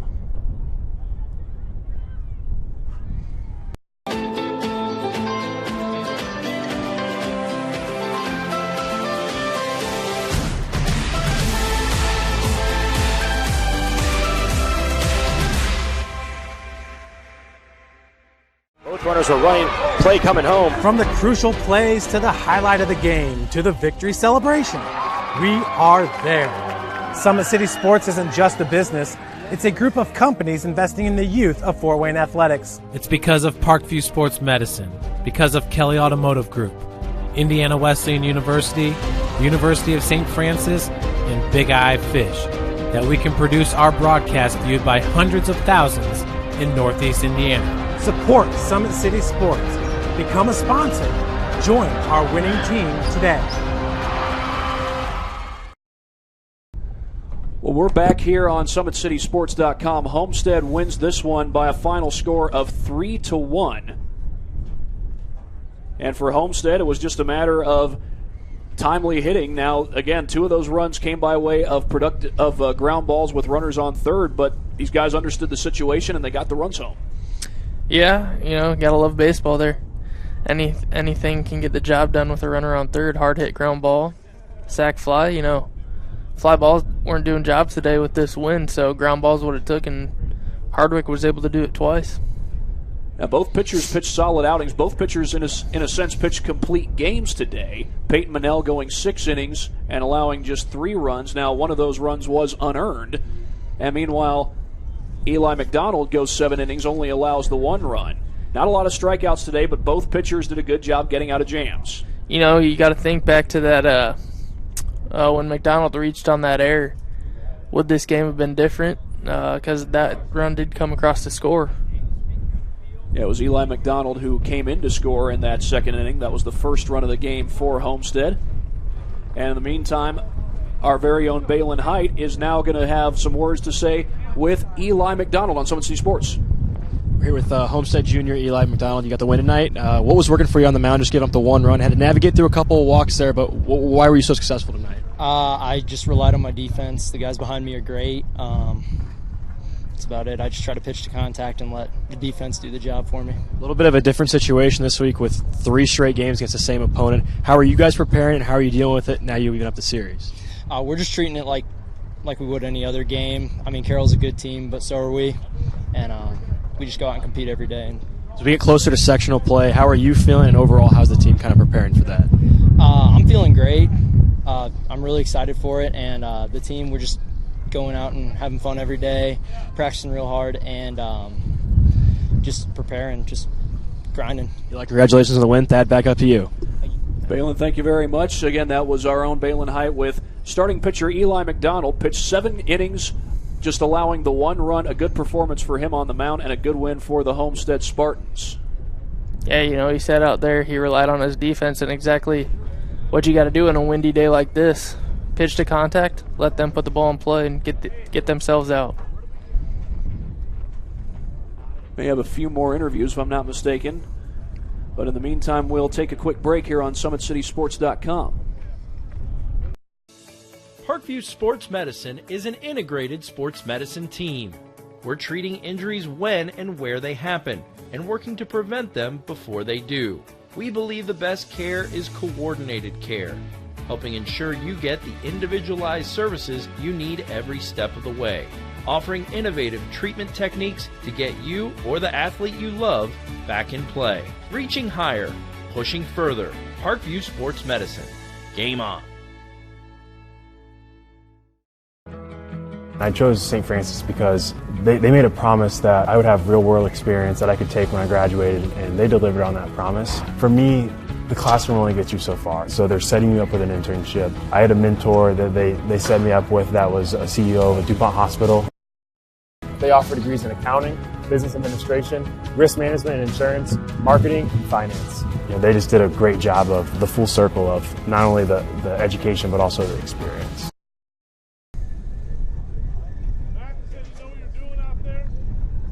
Back here at Homestead High School, Homestead beats Carroll by a final score of 3-1. They even the season series 1-1. They will play again tomorrow. That'll be at Carroll High School. Well, Micah, a good game put together by both teams, but in the end, it's Homestead who comes out with the win. Yeah, I think when it came down to it, Homestead took advantage with runners in scoring position. Carroll didn't get the job done. They hit a little bit more fly balls in this wind, and you got to know the weather outside. Homestead did a great job at putting the ball on the ground and get those runners in. Again, the final score, Homestead defeats Carroll 3-1. Homestead improves to 15-4 on the year. Carroll falls to 15-6. For Micah Edding and Balin Height and Jeff Mahoney, this is Thad Goff saying so long from Homestead High School. You've been watching high school baseball on SummitCitySports.com.